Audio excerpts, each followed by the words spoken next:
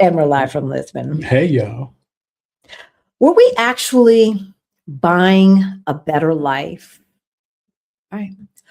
Or buying things to help us tolerate the life we had?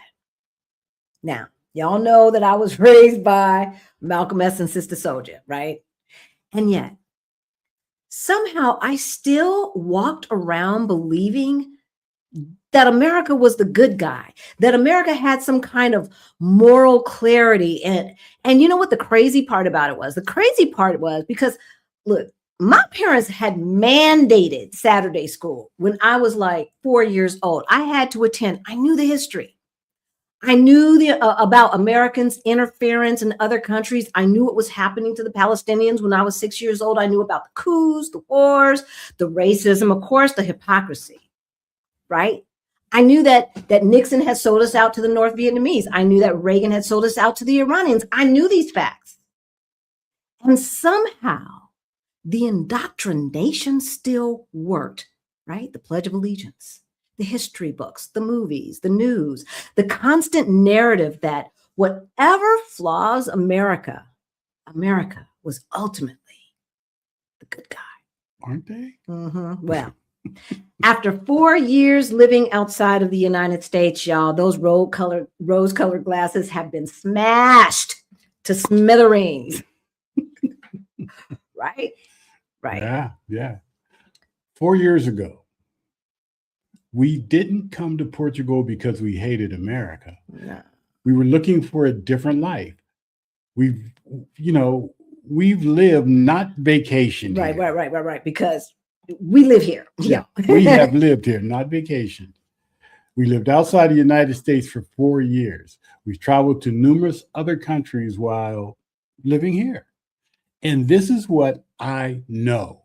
Distance does change perspective. Mm-hmm. Things that once seemed normal now look real strange and crazy. Things we assumed were uniquely American accomplishments ain't. Things we were told couldn't work every day, everywhere else. So let me ask you a question. Wait, hold on. All right. Before you go on, we need to introduce ourselves. All right. Hey, Utopians. I'm Unsee. And I'm Rick. Welcome to our Black Utopia. On our channel, we talk about money, travel, and life abroad. We help folks who look like us, who are getting close to retirement age and may have forgotten to plan financially. We help you get your money straight, y'all, so that you can retire on time or maybe even early. And abroad ain't bad either. No, abroad ain't bad. All right, sweetheart, what are we talking about today? Excuse me. So today we're going to discuss what, after 4 years abroad, has changed. What surprises us, what we grieve, and what seems much more clearly now. Yeah. So, okay, back to the question I had. For those of you who have lived outside the United States or even spent a significant amount of time abroad, what was the first normal American thing that started looking real weird and crazy to you? For everyone else, what is the one thing about life in America that you've always wondered, why do we do it this way? Okay, so put that in the chat. And if you are on LinkedIn, watching us from LinkedIn or Substack, hey, or watching us from the future, drop it in the comments, right? We really do read everyone. We don't have the time to comment on everyone, but we do read everyone. And we want to give a shout out to our Utopian and Utopian legends, our channel members, right? We were hanging out. So every Sunday, our channel members hang out with us an hour before we go live, right? We could not do this without you guys. So thank you. And you know the drill. We need you to subscribe as we go on our journey to 100,000 subscribers. Smash that like button. Yes. Smash it. And hit that notification bell twice so that you know. So every single time that we go live or drop a new video. So now, for those of you who are new, you might not know, back in 2018, Rick and I got a wake-up call, right? We were getting close to retirement age, y'all. And we looked at our money and it looked a little crazy. It looked cray, right? Crazy. But we did get our financial act together and we went from negative 22,000 to over 1.1 million. And then we retired to Portugal. We retired to Portugal, and that is what brings us. So now I want to hear what you guys have to say. Like, what has America gotten right? What has America gotten wrong? What are you guys talking about? And let's say hello to the folks who are in the chat. Hey, Allison. Hey, Allison. Hola, OBU family, and another Allison. Gwen and Derek Travels is in the house. And hey, SMA. Demetrius and Biz Hey, Health G. Guru. Greta is in the Greta. house. Hey, Carla. Action Hey, VJ. Carla. Everybody give Action VJ and Greta some love. They help us make sure that there's no trolls up in our navigate this stuff. Right? No trolls. Hey, Shara J is in the house. Dr. Sanji. Hey, everybody has to say hello. If you're just now tuning in, we have been here for 4 years, y'all. We're talking about what surprises us, what grieves us, right? And a lot more. All right. CK is in the house. Hey, Nikki is in the house. Hey, Rhonda. Kathy Jesse's in the house. Big C from Uptown. All right. We want to know, you guys. We want to know. Let us know. If you lived outside of the United States for a significant amount of time, or if you lived abroad, what was the first normal American thing that started to look a little cray-cray to you? Right? And then if you haven't lived abroad, have you ever wondered why? Like, why do we do things this way? Why do you do the things you do? Like, why is healthcare the way it is in America? That's some cray-cray stuff. That is some cray-cray stuff. Yeah. Right? When he says, my extended stay in Panama made me question why we do overpay for services, even mani-pedis and medical exams, etc. Everything. Well, because it costs more to live in the United States, right? And so they've got to make more money because they got to, pay for that expensive ass rent. Now the question is why is the rent so damn high? Why is property so damn high in the United States? That's the question, because if that were less expensive, then things like mani-pedis and stuff would be less expensive. Medical exams probably wouldn't be less expensive, though. They probably would. Right? We're going to talk about that. We're going to talk about that. We're going to talk about that, and we're going to talk about that. We moved to Nice, France last March. Congratulations. We want to talk to you. Let us know how it is. Send us an email. We would love to talk to you. If you want to talk to us on the channel or off, we would love to hear your story. As a matter of fact, we've been reaching out to people who live in France because I think we've only had one person on our channel from France. One person. Boitard, Jackie. Hey, Jackie. Boitard. Okay, we saw that. Everyone in America thinks they are on the cutting edge of technology, right? But we are so far behind the 8 ball. It's not even funny. It's not even funny, y'all. Right. We're going to talk about that too. We are going to talk about that too. I mean, I remember when even the first time that we went to South Africa way back in 2008. And so some things, obviously, they were behind on, like the fact that they were still doing internet, Oh, internet was cruel. It was still, you had to pay for a certain amount of bandwidth. They were working it out. So, but their cell service was way ahead of ours. Yeah, excellent. That's what we noticed. Their cell service was way ahead of the United States. Internet we brought down. Yeah, we brought the internet down. But had we just gone ahead and gotten local cell phones and used that data, we probably would have been better off. A whole lot better off. We probably would have been better off. And what we realized is, like, the people in the townships and stuff, that's what they were doing. That's what they were doing. So, all right, we're going to talk about what surprised us. Okay. What surprised us, what we discovered wasn't normal once we left the United States. And look, this is not a like Portugal or Europe is perfect or America's all bad. And that's not this conversation. All right. This is not this conversation. These are revelations that when we realized that we had been out of the United States for almost a half a decade, that it looks a lot different now. Like, everything looks different now. Right. And some things we're just trained to accept. Yeah, we accept it. Right. And certain things we just think are inevitable, and they just aren't. No. So Action VJ was just talking about And that was one of the first things that we wanted to talk about, because living without organizing your whole life around a car, living without organizing your whole life around a car. Now, if you live back east, you're like, yeah, and what's the big deal? Yeah. But for those of us west of the Mississippi, like, this is a new concept. It is a new concept. And in LA, poor people and kids took public transportation. That's who took public transportation in LA, true. Right?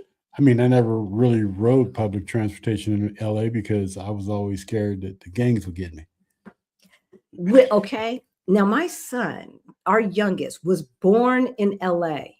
And when he went back freshman year in college, he rode his bicycle everywhere because he was afraid to get on. He would tell everybody in Denver, I'm from LA. I'm from LA.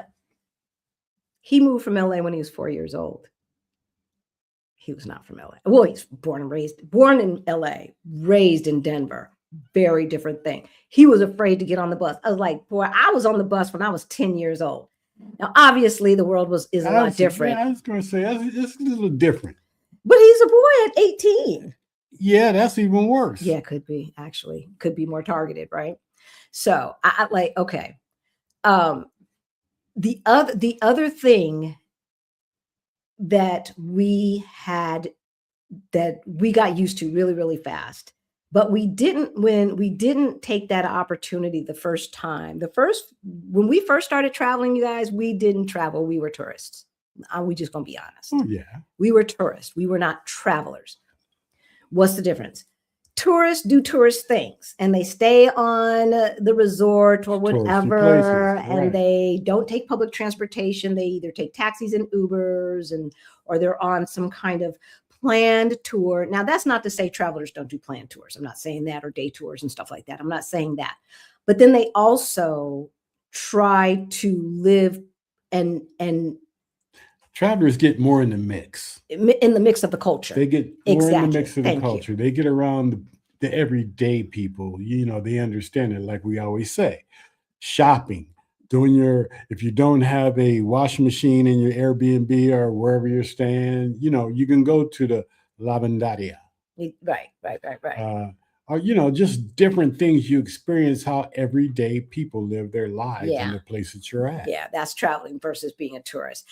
And so once we started traveling, we really started to take public transportation. And now see, this is why the way they decided to develop America has perpetuated racism. Because when the average American from the vice president of so-and-so on down, right, is taking public transportation and everybody's rubbing up against everybody, right? You start to get to know people who don't look like you. And so there's good opportunities not to have preconceived notions. But when everybody is getting in their car and make it even worse, like the way they built America around the suburbs, where you get in your car. Okay, this was our life.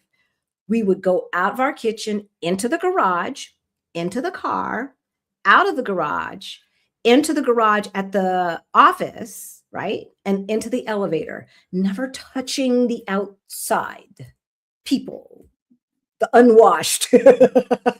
But sometimes in Denver, you didn't want to go outside. You wanted to stay inside. Cold notwithstanding. But and that was true even in LA. That would have been had I lived in the house that I grew up in, I would have gone down into the basement, into the garage, out of the garage, right, with the remote, right? Even the way the houses were developed, they were not developed to create community. It's like we lived in a bubble.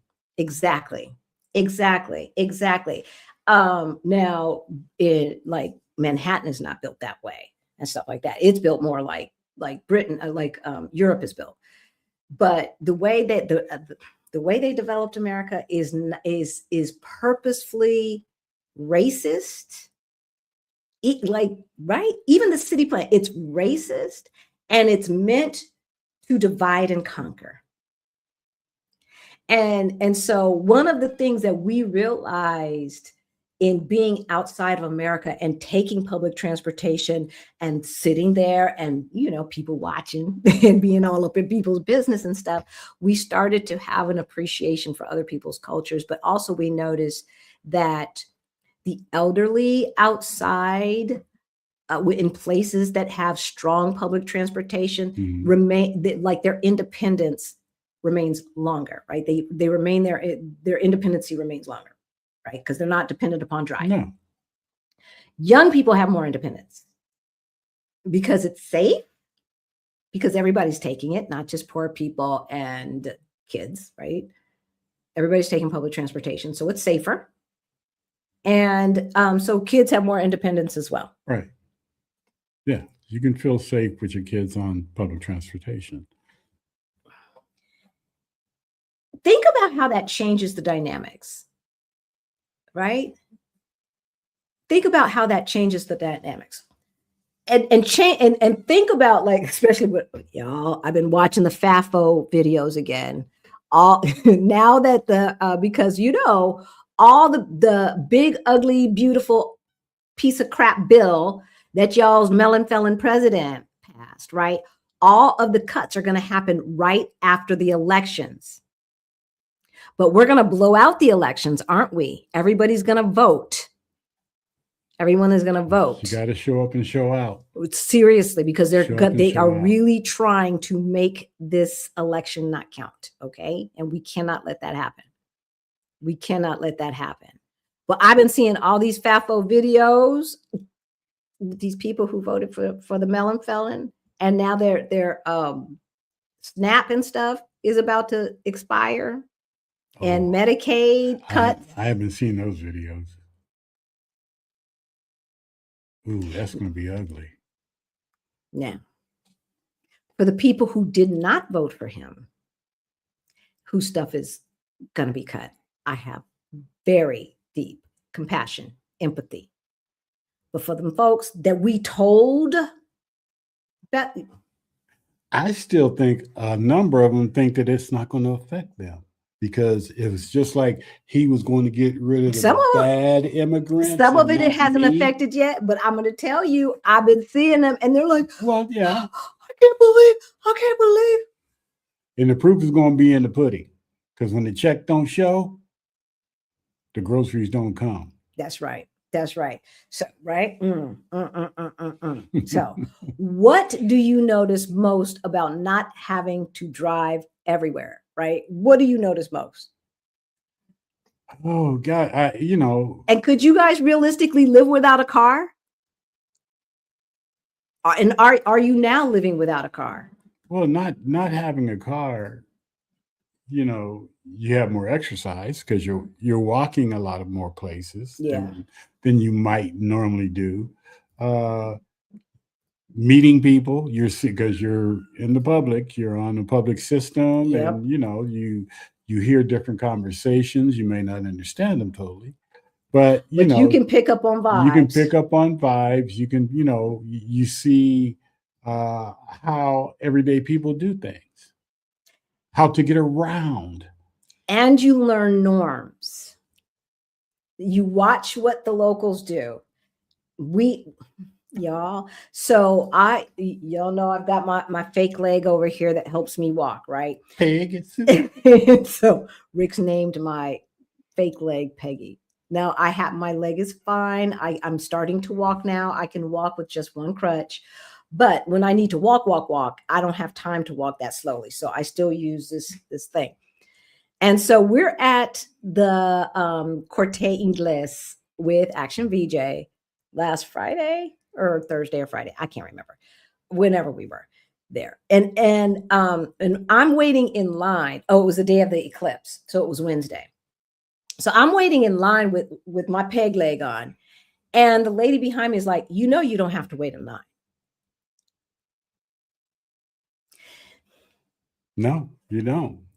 See, these are the things now. And I know that because the reason why I know that is because We don't just take Ubers everywhere and insulate ourselves. We go into community. We learn as much about the culture as we can understand with our limited language skills, et cetera, right? But I told her in Portuguese, I was like, these tourists don't know. They don't know. So it's whatever, you know. And she's like, but it's, and then she spoke to me in English and I was like, oh, you hear my accent? Because I thought I was doing pretty good. But, but she spoke to me in English and she said, but isn't it common sense? And I thought about how we don't, like, it is not an American custom to automatically allow people that have a disability to cut the line, or to allow women with infants to cut the line, or to allow an older person in a wheelchair or a walker or on a cane to automatically cut the line, like no one questions it. That's the norm here. And I bet you dollars to donuts, it's the norm in a lot of other countries. Why? It is common sense. It is common sense. Why don't you think that that is the case? Common sense, common courtesy, but. Right? Oh, CK is going to say something about common sense. CK, what's your saying about common sense? Because I wanted to put it on the t-shirt. Yeah, we're going to put that on. We're going to put that on a t-shirt. Actually, I wrote it down. Did you write it? Where in the hell did? Yeah, you guys. There's no commonality to our senses. Oh, there's no commonality to our senses. I'm using that, CK. CK. So if you visit our merch shop, you see Rick's got his, he's got his hat on. Let me write that down as soon as you said it. Yeah. So members, channel members, if you have ideas about what you want to see on our merch, let us know. Let us know under our post, right? Or, you know, you guys have special access to us. So let us know. And we'll put it on a t-shirt. Rick's really good with those. He really is. All right. He really is. So Benita says to be able to eat food and not have to worry about getting poison. Explosive diarrhea. When the news is saying explosive diarrhea, like they're actually using those words. Pepto-Bismol ain't doing nothing to help. I'm sorry, you guys. It's not funny. It's not. I know it's not funny, and I'm not sure, but I'm sure someone has succumbed because of dehydration or something like that. It is not funny. It's ridiculous when you remove all the safeguards that have been put into place for years and years and years to protect the food, to protect the air, to protect the water. You take all those protections away for what? What does it accomplish? I know that anybody in this chat voted the right way so that this crap wouldn't happen. Some of y'all might have stayed home or forgot to vote. You will not do that again, will you? Don't do that, please. You will not do that again. I mean, hell, we are in Lisbon, Portugal, and we make voted. Sure we voted in the primaries, okay? We voted in the primaries. We vote. I'm not playing. I am not playing. Why? We don't live there, but our family lives there. Y'all live there. It's not about us. It's about us, right? It is about all of us. And all of us need to be okay. If all of us are not okay, then we are not okay. And that's the one thing that irritates me. I'm sorry, I got to go on my little rant. Okay. The one thing that irritates me is when people get in our comments, none of y'all, but people get in our comments and they said how, oh, you just ran away from this and you just want to escape this shit. Let me tell you something. First of all, fuck off. Second of all, we pay taxes in the United States. We participate in voting. We participate in talking to our family members and other people in the United States to do what they need to do to make things right. But we just do it we just chose to live somewhere else. Yeah. But believe me, we still pay our taxes. We own property and we do what we need to do. And the majority of our money is still in the United States. Come on now. Right. But, but more importantly, y'all are in the United States, right? Y'all are in the United States. All right. Right. Our family, our people are in the United States.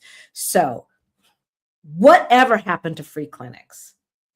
I remember those. When I was a kid, we did not have health insurance because you did not need to have health insurance. It wasn't really a thing in those days. You just went to the doctor and wrote a check. My mom and dad, my dad was in college. My mom was a telephone operator. Okay. And we owned a house. Well, the bank owned the house, but they had a mortgage on a house, on a little typical 3-bedroom, 2-bath house, right? And dad's still in school, had 2 cars. I mean, and I never missed a dentist appointment, an inoculation, anything. We didn't have to worry. We got tricked, and people are still going for the okie doke, y'all. People are still going for the okie doke. All right.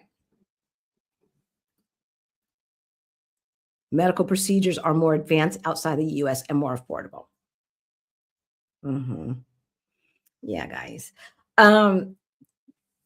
What I found, and we're going to talk about healthcare. We are going to talk about healthcare specifically, but one thing that I'm just going to say is that with your typical annual physical or whatever, more things are compulsory here and covered by insurance as compulsory than in the United States. More tests, right? So they found things early that they would have found late in the United States on me because of the compulsory tests that are required here, are standard here as opposed to in the United States. When they told me that they wanted me to get a sonogram, and I was like, oh, did you find something? They're like, no, this is just part of it. This is what we do. And I was like, oh, yeah. Okay, cool. And it's all paid for too. All I got to do is pay the little copay. Shoot, that ain't nothing but a word. Sonogram away, baby. Sonogram away. Here in the United States of anarchy and oligarchy, I wonder why we do all the nonsense here, right? Healthcare, stealing our hard-earned money through taxes. I remember when my play aunt came around telling us to vote no against something. I don't remember what it was because I was only like 5, 6, 7 years old. But I remember standing in the doorway. She's and listening to her and my mom talk about, I think maybe they were sitting on the porch, talk about what was coming down and why they should vote a certain way because the insurance was going to kill the industry. And my uncle was a doctor, and so they were really involved in making sure. And here we are. It had to be a proposition.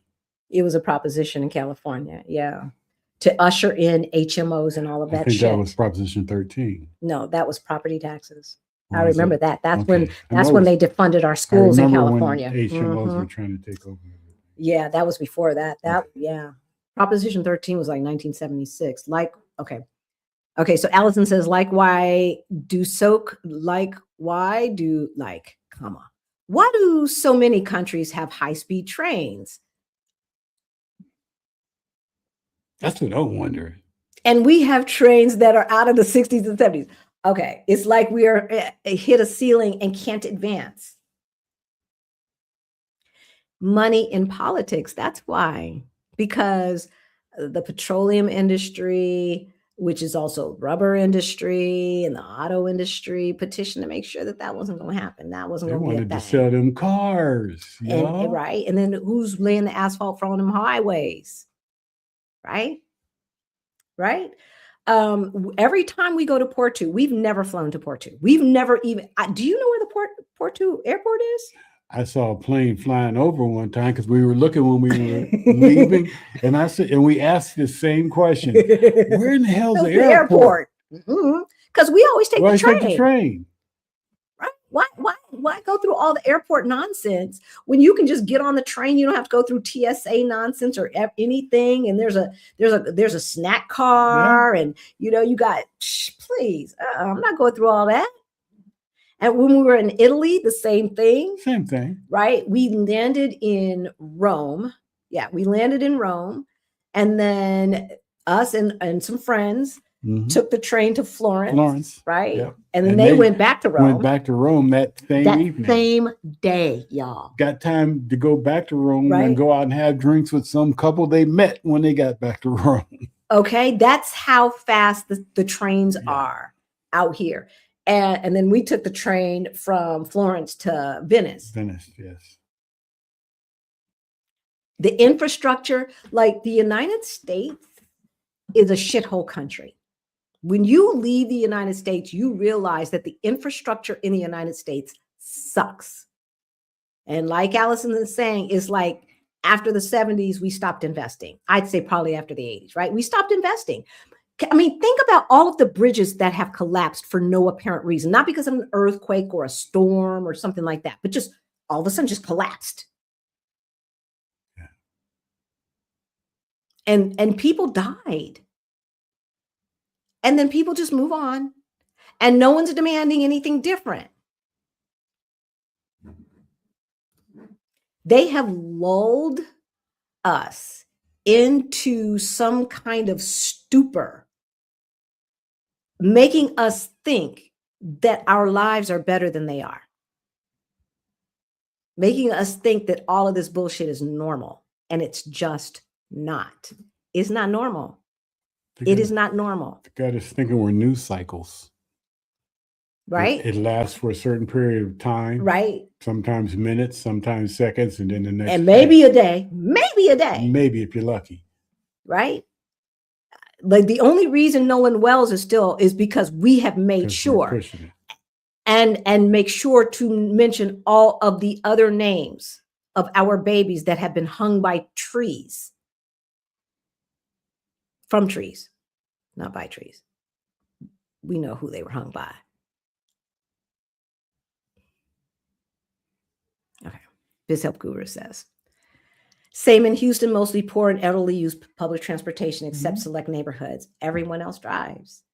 And that's that isolation, I swear to you guys, I swear to you, is a divide and conquer thing. I remember one of the things that softened our heart and said, maybe Portugal. We were on the train over on the other side. You know what? I've told you guys this story before, but we were on the train on the other side of Almada, and we saw Grandpa with his grandchild. Right? If we were in the car, if we were in Uber, we would not have seen this. Portuguese white presenting grandpa with his Black grandchild, nurturing his Black grandchild in his lap, hugging, loving him. And I just sat there and I just looked and I said, She did. Never saw that in the United States. Now, plenty of interracial couples, but I never saw that in the United States. I heard about it. How somebody couldn't be racist because they had a grandchild that was of color, right? Was Black or Latin or whatever. Hell, what's his name? Had a Black daughter. What's his name? Storm Thurman? Is it Storm Thurman? Strom Thurman. Storm Thurman, whatever. Strom Thurman. Yeah, he had a Black daughter, and he was the biggest racist there was. Did he claim her? I think no. Not until way late. I think just before he died. I mean, look at the color of my skin. That tells you, right, that sexual encounters and racism can both coexist. Oh, hell yeah. Right. So there we go. I think the driving culture in the US has had a lot to do with the non-community atmosphere. It has, because, and I think capitalism is not just racism. I think capitalism is actually the thing, right? Like if they didn't, if all the poor folks band together, right? If they didn't think we could have power, they wouldn't care. No. They would have never invented race. They would have never invented it. But they saw we together had power. So they invented race to keep us apart. And we've been falling for it ever since. Ever since. I get tired of our people built this country. Well, our people did build the country, right, Benita? That is not a reason to stay. That is not a reason to stay. It is a reason to have pride. It is a reason to make sure we keep our eye on the debt that is owed, right? And give credit where credit's due, but definitely not a reason to stay. We have to vote like the people did in Turkey. That part, Wanda, that part, like when they voted Viktor Orban out. So for those of you who do not know, Hungary was in worse shape than the United States. It took him about 10 years to do what Donald Trump managed to do in 2 years. Yeah. So they were in worse shape, and they really had not had a true and fair election. No. Now, see, this is the thing. We will have elections, and folks will think that that this is what democracy looks like. But if ICE agents are at the voting places, that's not a free and fair election. If the federal government starts seizing voting machines, that's not a free and fair election. Why are they down in Georgia getting ballots and voter rolls and all of this stuff? What are they doing? That's not a free and fair. Just because elections happen in Russia, but we know good and damn well that man has not been elected since the early 2000s. And Yahoo, do they really want him keeping them in forever wars? I don't know. I haven't talked to any Jewish folks who have family in Israel in quite a while. So I don't know, but it wouldn't seem like it. It would not seem like it, right? Y'all, we've got to overwhelm them. We have got to overwhelm them. Okay. No one gets to sit on the couch this time. No. Because I'm telling you, there will be no turning back. If we don't do this, if we do not do this, that's it. That's it. Like for real. And you can pretty much, I don't even want to think about it. Sold my car in 2021 for the profit, and now I'm keeping over $1,200 in my pocket every month. $1,200? Oh my God. It was sitting in the garage, right? And I was paying for a monthly fee anyway. And that is the other thing, right? The first time I heard somebody say, why are you paying $300, $400, $500, $600, $700 a month for something that you only use 20% of the time? If that much. Yeah. If that much. When I thought about that, I was like, wait, what? Yeah. Why? I could see starting car co-ops, right? You co-own a car, right? But everybody wants convenience. We want convenience and then get mad when we have to work until we die. Get mad if we stay broke. Convenience is more important sometimes than our financial independence and freedom. We notice the respect they give to seniors, right? For real. All right. Let's keep it moving. So let's talk about public spaces, because public spaces here belong to the public. And they use them. Public spaces everywhere else that we have traveled, actually. I have never seen them policed by civilians the way public spaces are policed by civilians in the United States. So by our house in Denver, we had 2 parks within walking distance. And I used to walk to one or the other daily. That was my exercise. All times a day, mostly morning, but sometimes it wouldn't work out that way, right? And especially during COVID. But regardless, over the 20 years that we lived there, I never saw the parks used the way I see the parks and plazas being used here and in other countries. Even when we were in Cancun, remember when we went into the city away from the tourist area, and we went on the food tour, right? And then we were walking back and we ran into that festival that was happening in the plaza, right? And people actually, they use the spaces, people chill in the spaces. The 2 women, the two women who always meet over on the the bench or the Here? table over. Oh, the Park Sisters. That's what he calls them. The I Park call them Sisters. the Park Sisters because they're there every day. And they're made up to the T. To the T. Outfits. Like they going out on the day, going out to the club or something. They be dressed every day. I've seen them on the bus coming towards this way. They have to live around there somewhere. Yeah. But I've seen them every day they're there too. It's like, yeah, Park Sisters are out there. And I have never seen anyone go up to anyone else and ask them, what are you doing around here? Like, or any of that other nonsense, right? You guys, all of the birthday parties that happen down there, and just in general, like I remember when we first were getting acclimated and we were walking from Serenity, right? And we walked down to the end of the street. Park down right? The street. And at the end of the street, there's this park. It's got a gazebo. It's got a kiosk. It's got a playground and grass area. And then sometimes it's big enough that sometimes they do book fairs there too, right? And so we happened upon this park. It's like, oh, okay. So we went and sat down and we're just looking.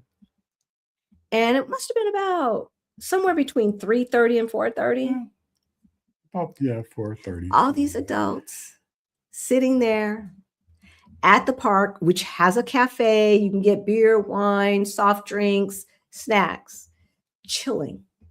I mean, just chilling and talking, not looking anxious, not looking at their watches, kind of glancing where the kids are playing. Some of them had kids playing over there because the cafes are always right next to the park. Yeah, right there.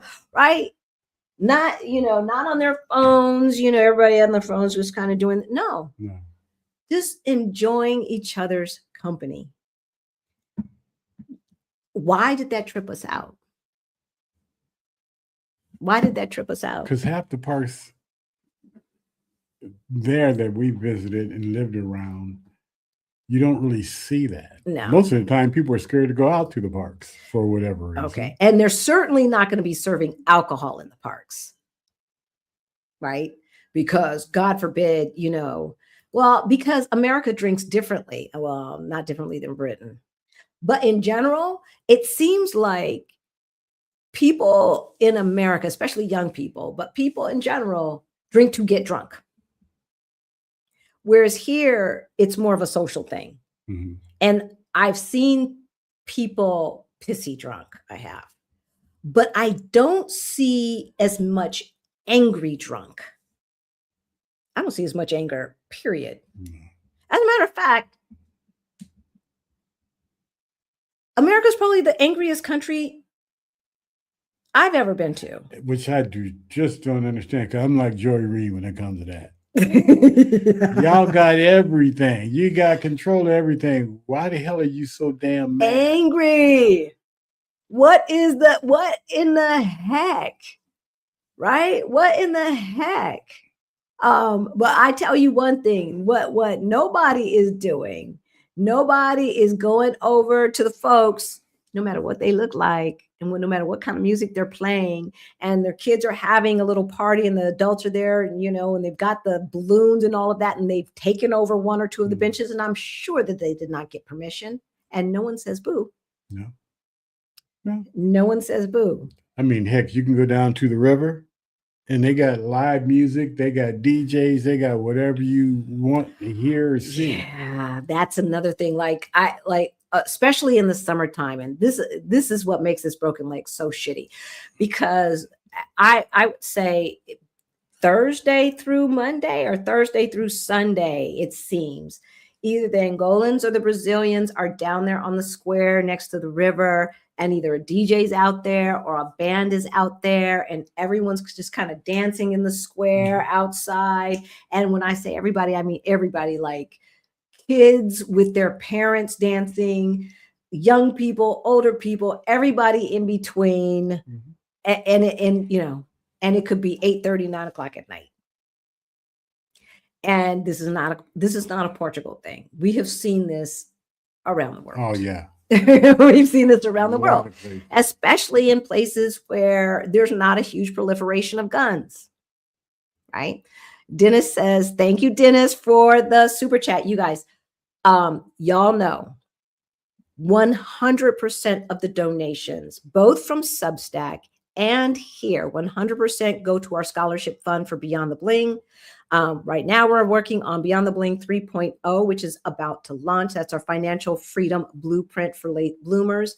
And we will have scholarships. So if you need a scholarship, send us an email. Just write scholarship in the subject line and we'll put you on the list. Thank you, Dennis. And Dennis says, I use my car for errands and such. I live in the Bronx, New York, and take the subway into Manhattan to work. I realized how much better the metros are in Europe and Asia. Yeah.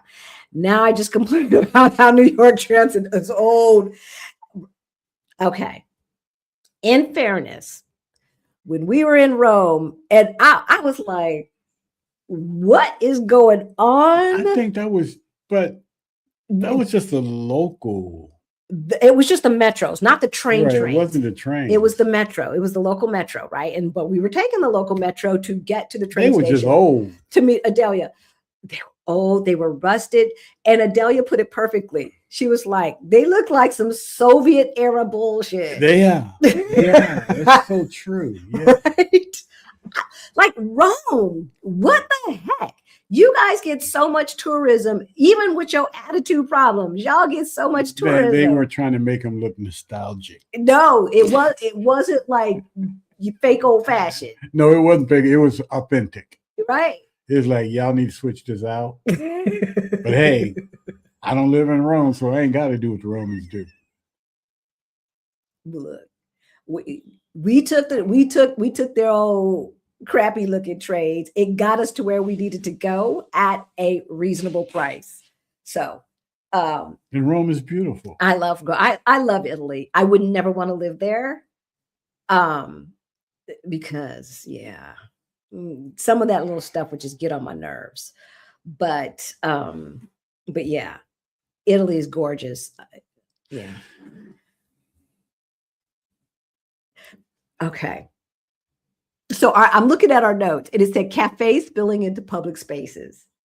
And so when we first got here, we were standing on the other side. Yeah. Okay. This is Europe, guys, right?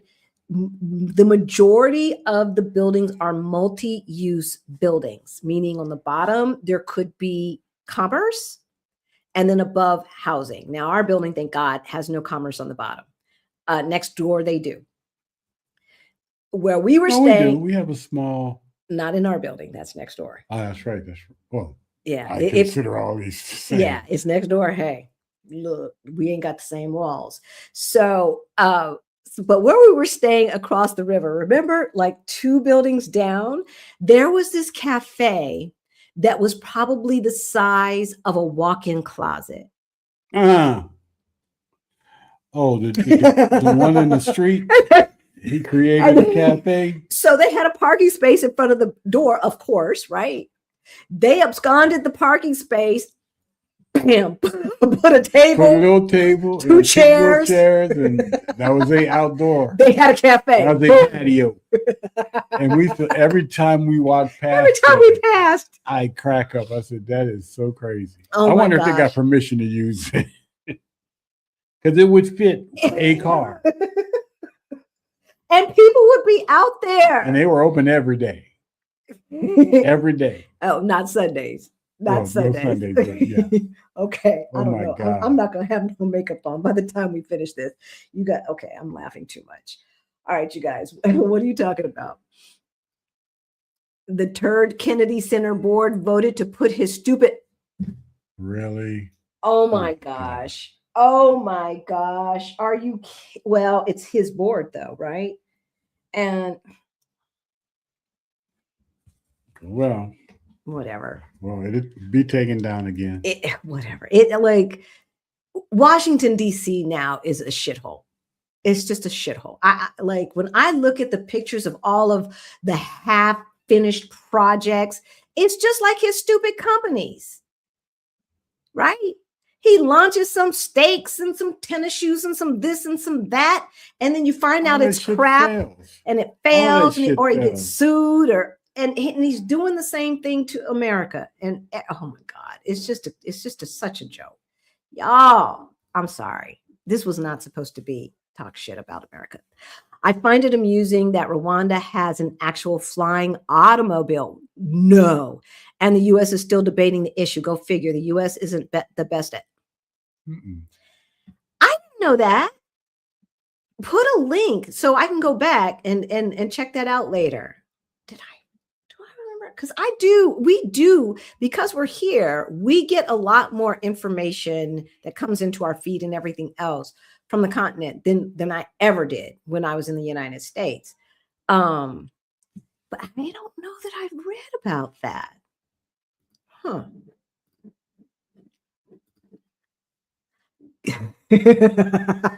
Governor Papa Wheelie is letting them dig up and put up a wall in Big Bend National Park in Texas. You guys, protect open spaces, because once it's gone, it's gone. It's gone. It's gone. And I'm telling you, New York City's public spaces are busy, and it feels like Mayor Mamdani lifted a cloud. I know, like crime is down. All crime is down in New York City. I thought everybody's going to leave and be unhappy. It was going to be this horrible place. I don't know. Maybe people like getting free buses and help with childcare and help with groceries and stuff. I don't know. Maybe that makes people happy. Jeez Louise. So wonderful to be able to walk freely without the fear of being stopped by police. Isn't it? That part, right? I stayed in downtown Cancun and realized that it's very different than the tourist district, right? Parks with families or hanging out with kids and playing in the evening. Oh yeah. Cancun is so much different than that area that everybody stays in. And so we suggest, this is what we do when we travel. Okay, we take food tours. Now, take a tour. Yeah, take a tour by a local, okay, not by some big corporation. Any place that has UNESCO sites, they usually will have a free tour where you can learn stuff. Okay. But we usually do a food tour because they will take you to the local restaurants and take you to places where your American brain might have been afraid to allow you to go because you didn't know any better. And if you take the free tour, tip them. Yeah, tip them. That's how they get paid. So no, the city pays them as well. But yeah, minimum wage type of thing. So and you're not paying for the tour, so you might as well tip them. But yeah, right. Like downtown Cancun, with the city of Cancun itself, the real part is a totally different story, you guys. Cancun is the place to get great dental care. Okay. So if you got crowns and stuff like that, and they're tripping in the United States and you need a vacation anyway, Cancun, y'all, I'm trying to tell you what we know. Hey, thank you, Benita. Thank you. Just because we love you guys, don't have to worry about poison food. We love you back. Right? Okay. Again, 100% of the money that is donated goes to our scholarship fund. When you email us, you guys, you are a utopian. You don't have to give us a diatribe, a story. You know, you have integrity. We know that. Okay. So you don't have to worry about that. Just tell us you need it. We assume you do. And if we have space, you're in. Okay. Jeffrey, thank you. Hey, that's Jeffrey. My park in Lisbon. Which one? You forgot to mention they always seem to have R&B playing. That part too. I'm not a big drinker, but I truly enjoyed the beers, Heine's and the Sangresh and Superbock, right? Yeah, and all of those come without alcohol as well. I think we got amazed by how much American music is played here. Oh, right? Yeah. Right? For real, though. Yeah. For real. Thank you, Jeffrey. So much. Everybody show Benita, Jeffrey, and Dennis some love, because this is our community. Every single penny goes back to our community. Okay. This is one of our give backs. This is one of our give backs. All right, let's keep it moving. Let's keep it moving. Yeah. So one of the things about open spaces and stuff like that is it seems like everything has just become commercialized, right? Everything has become commercialized. There are fewer and fewer places that you can go outside that doesn't seem to cost you a arm and a leg, right? And that's the thing. Everybody expects you to spend some money. Oh, hell yeah.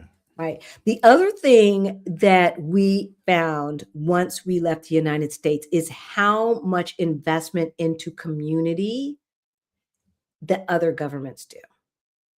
So again, like we run into the festival that we were talking about in Cancun at the plaza.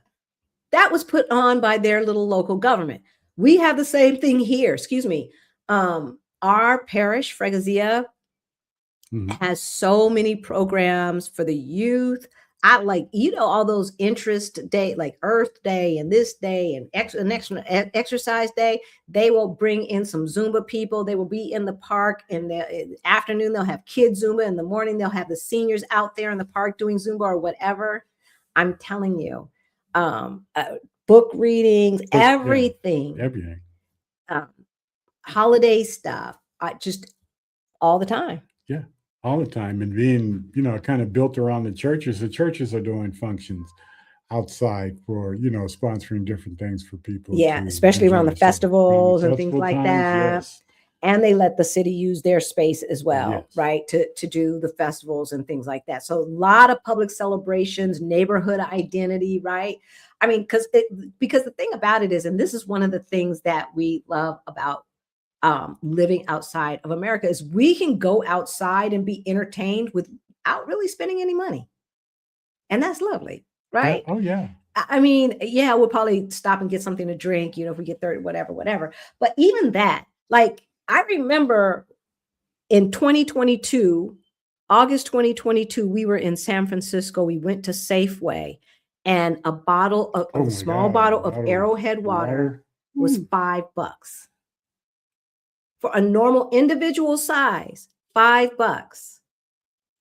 Here, water is still like in the grocery stores, or even if you just buy even if you buy one bottle of water out of the majority of vending machines, it's €1. I've rarely seen it, maybe in the airport or something like that, rarely seen it over €1. But if you go into the grocery store, and a lot of the train stations have a mini grocery store. Yeah. If you go into the grocery store, it could be as little as 64 cents. A beer can be as little as 64 cents. Everything doesn't always have to be monetized, right? Have you seen anything in your own neighborhood that has surprised you?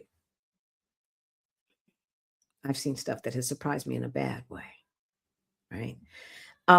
We have changed the way we think about public safety. I remember the first time that we were in Europe back in our tourist days, and we saw what we would equate to armed militia, right? Like, because you don't see military looking folks. Well, before the Mellon felon got elected, you did not see in America military looking folks doing normal type patrol in the cities. Maybe in Washington, D.C., around the Capitol. But beyond that, right, we don't see that. But when we went to Italy and we went to Spain, we saw it. Oh, yeah. We saw it everywhere. But it didn't feel the same. Yeah, I've seen it here. Yeah, and once in a while here too. If it's something big going on or something like that. Because we are in the capital. We are in the Washington, D.C. of Portugal. So yeah, when something like that is going on. But it's not a daily thing that you would see. No, I think it's more daily in other countries. But in certain areas of the city in other countries. Because I saw somebody posted something about the safety and stuff here, and they had a video of the president that just left office. I can't remember his name right now. Walking by himself, walking along the beach or through the beach by himself, no security, just walking, stopping and taking selfies with people. And this is why he was still in office, y'all. Yeah. This was the president of Portugal. So many people have selfies. Ain't nobody messing with him. There's so many black expats that have selfies with the president. Yeah, of ain't nobody Portugal. messing with him. He ain't got to have the Secret Service and all them people. He might have it. But conflict feels different. Like, okay, I remember, we talked about how we go walk down to the water, right? In the summertime, and the music's going. Sometimes there's booths set up and stuff like that. And they're selling, wine and sausage and soft drinks and sweet, crap. And the music was playing. Mm-hmm. We were down there, and the boss was with us. And my girlfriend's daughter was with us, Mm-hmm. right? And we met our friends down there. Well, we ran into some friends down there. And some other people were getting into some little altercation. And one of the guys decided to throw his beer on his friend or at a woman. I think it was at a woman. He was throwing it at a woman. At his girlfriend or some girl. I don't know. And so that pissed some of them off. The fact that he did it towards a woman. And then some of it splashed on the boss, and the boss puffed up. I was like, okay, here we go. Here we go. Now, never once did I think that this was going to end in somebody being dead. No. Didn't even cross my mind. Did not even cross my mind that this could turn into that. But had this been the States, right? Somebody's going to go to their car and come back, right? See, we just walk away at that point. But we stayed there. We never left. We kept listening to music and this and that. And they were still there. Went away and they kind of walked off, and it just was whatever. It was just whatever. But that's the only kind of altercation-y thing that has ever come close to us. Besides the fight that happened in Barcelona between the two drivers, and I was recording them. I saw one skirmish between a lady. I think they were driving, and they had an accident. But it got to the point where they were coming at each other, and then they backed off, and the police showed up. And okay. Everything was calm, but no police officers were in everybody's face and jumping down. It was handled very, very calm, and they got things situated and left.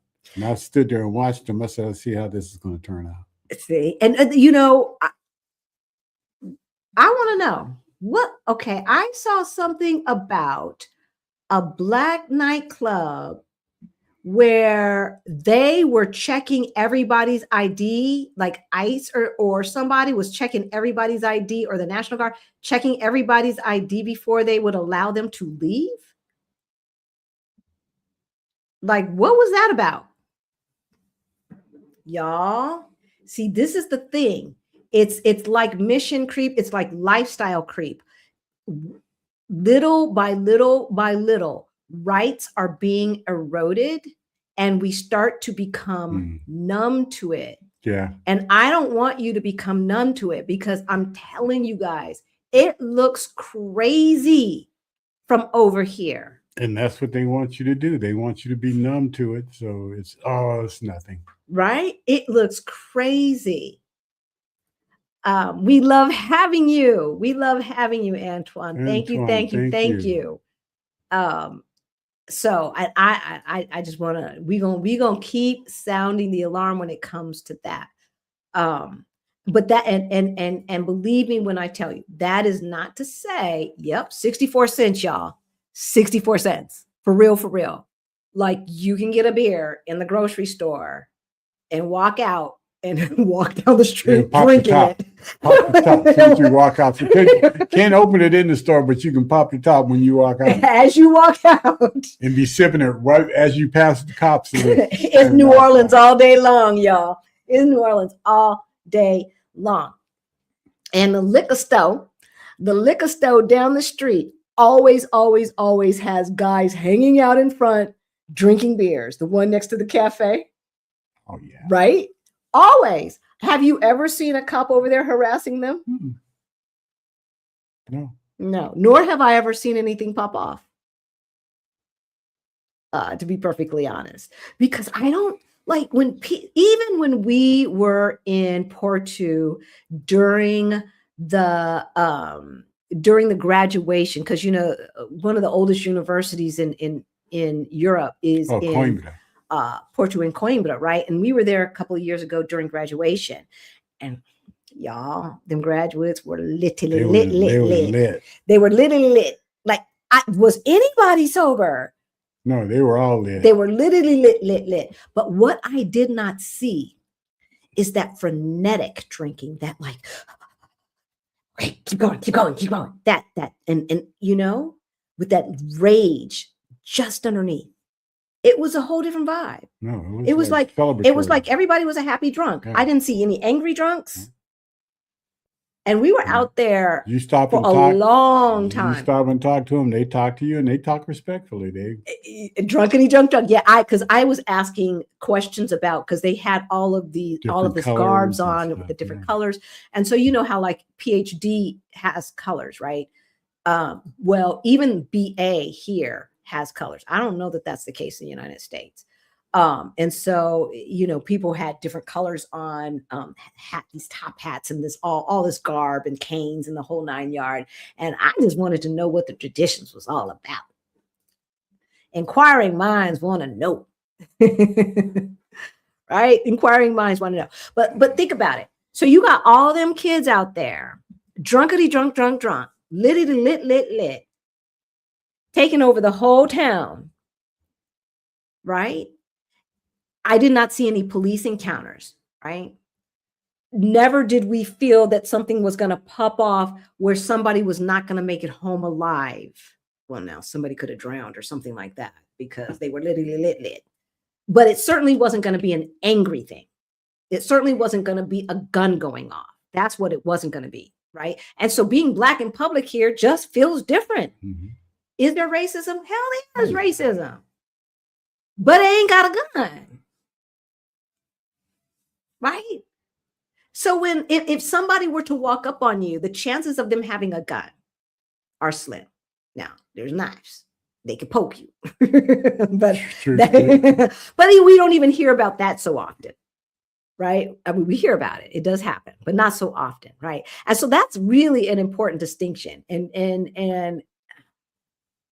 we're not, this is not a post-racial paradise, you guys. We're not trying to say that. We're not saying that. But the lack of ubiquitous firearms just really, really makes a difference. Y'all got over 300 million guns in civilians' hands in the United States. There are more than 300 million guns in civilian people's hands. With no training, a lot of them. Most of them with no training. I'd say 90%, but I could be wrong. Doesn't that sound crazy to you? That is crazy. Right? Yeah. I'm telling you, that's crazy. And that's from a gun owner. Right. Okay, so here's a question for the chat. So how much of what we Black folks have learned, how much what we call normal is actually adapting to trauma? How much of what we call normal is actually us adapting to trauma? I want to know. I want to know what y'all talking about. Right? Popos. I didn't see the popo part. I love us. All right. So wonderful to be able to walk freely without fear of being stopped by the police, right? What else? I stayed in downtown. Okay, we went through that one. In the US, I was hurrying to go nowhere. That part. Y'all, you should have seen my calendar back in the day.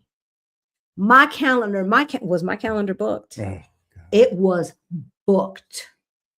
Every hour was accounted for. There was no free time. I had no free time. Free time was not a thing. Because why? Because I was so important. Yeah, she was always gone. But I was so I very, was always very at work too. important, right? He was at work with one job. I was on everybody's board and then at my job, working 70 hours plus on everybody's board. I was so very, very important and so very, very broke and tired and pissed off. No, I don't miss none of it. None of it. Not just a little bit. Well, I will tell you what we miss, because we do miss some things, and we're going to talk about it. We're going to talk about it because it's been 4 years. We have a friend. We have a friend who's coming in 2 weeks, and she said, "What do you want me to bring you?" I said, "You got to bring me some tortillas. I'm so tired of making my own tortillas." Not flour tortillas. You can get flour tortillas here all day long, but corn tortillas are really hard to find, and the ones that are here are weird because they've been like frozen, like vacuum packed. I don't know. I'm from California and Colorado, y'all. We have normal tortillas, and so she's coming from Colorado, and she went to Costco and got me 100 thing. 100 thing. So now she's like, "It's too heavy for my suitcase. I'm a FedEx it to you." I'm like, "Oh my God, I don't want you to spend all this money." Nah, girl, because I understand how it is when I moved out to Colorado and I want to be something from New York and I miss this and that. I'm gonna go ahead and FedEx. I'm like, "Well, thank you." Thank you. I love you too. Because we do miss things. And it's not just food. It's not just food, right? All right. America likes to play the scared game. I cannot tell you, like everything is driven by fear in the United States. Everything is driven by fear. That, like, one white girl got killed by an immigrant, and they have a whole law. They have a whole law around named after her. How many Black kids have been hung from trees in the past couple of months? And we know it ain't no damn suicides. Ain't got no parts of no law. No. So how much what we call normal is actually us adapting to trauma, right? They want to make out like every country is dark and dangerous and everyone is out to get us because America is the best, and they aren't. America's always have to have a boogeyman. Right? I mean, and they do this on purpose. When we have friends and family who are asking us questions about Africa and Asia that sound like a question that would have been asked in the 40s or 50s, and these are smart people, just unexposed, that lets you know that the propaganda is real. It's real. Mm-hmm. I remember when I first told Jabari that we were going to Africa, not when we actually went, because we went when he was in between 9th and 10th grade. But when we first started talking about it, he was in 4th or 5th grade. And his eyes got all big, and he's like, "I don't know if I want to go there because, I don't want to get eaten by a tiger." Okay. Don't you watch, you watch Animal Planet, baby. So first of all, let's pull out. Okay, well, the lion, mommy. Okay, because he knew that part. I said, "Babe, they got you too, not my child, not the grandchild of Malcolm X and Sister Soldier." So I had to go on to Google Earth and land in Accra, in Cape Town, in Joburg, and wherever else, right? And Kigali, wherever else. And do my walk, my Google Earth walk, and to show my child that Africa they weren't living in huts and well, we did have some zebras right next to the highway the first time we were there, but not the last time. Oh yeah. But like that, they weren't like sleeping next to lions. No. Right? I should have suggested that from my sister, and I never thought about that. Google Earth. Yeah. My sister and I had a conversation the other day, and she hasn't traveled outside the United States all of it I can think of. And she was asking me, we're talking about Africa, because we'll sit down on the phone and she'll ask me about all the different travels and stuff. And she says, so do they still live in huts? And I'm like, no, baby, no. I said, Africa has beautiful cities. Their cities are better than the United cities in the United States that you've been to. It's like, no, they don't. Yeah, some of them have better infrastructure. She just said no. She, No. you know, in And her she has head, mobility issues too. So in that her makes head, it was like, oh, you know, Africa. It's because most people, when you talk to them about Africa, they don't know anything about Africa. They think jungle, they think safari, and if they leave it at that. But everyone can walk around Google Earth. Yes, Yeah, you've got to tell her. I didn't tell her that. Every I should have place, said, look at Google every Earth. place we travel to, I walk around. Like if I'm going to do an Airbnb, I figure out where it is. I look at like, you know, one of the grocery, because they never give you the exact address, right? So I look at the grocery store nearby or something like that. And I walk the neighborhood on Google Earth, you guys. And technology is so wonderful. I told her, I said, the pictures I've sent to you, the videos that you've seen, that's Africa. She's seen she us. She just put two and two together. We even FaceTime our family from these places. That was a special place in Africa. It's like, that was Africa. Yeah, no. So Jackie says, I definitely noticed how the drunk people aren't fighting. You guys. So for those of you who come to our reunions, y'all know, because we were out on St. Anthony's Day the past 3 years, and everyone is out in the streets with red cups in their hands. I'm trying to tell you, Jackie can tell you, you no skirmishes like that one that we talked about, that one where he got pissed at his girlfriend. That's the only one that I have ever seen, except for racist chick. Racist old chick, and all she did was sit there at the table, and fussing. Yeah, fussing at the wind. She was fussing at the French college students or something. The college students. I think they were Brazilian. They were French or Brazilian, whatever they were. But they were making fun of her, and again, she did not approach them. She did not invade their space. No. She sat at her table, did mumbling and then yelling stuff occasionally, and they were making fun of her until they just said, "Shega, enough."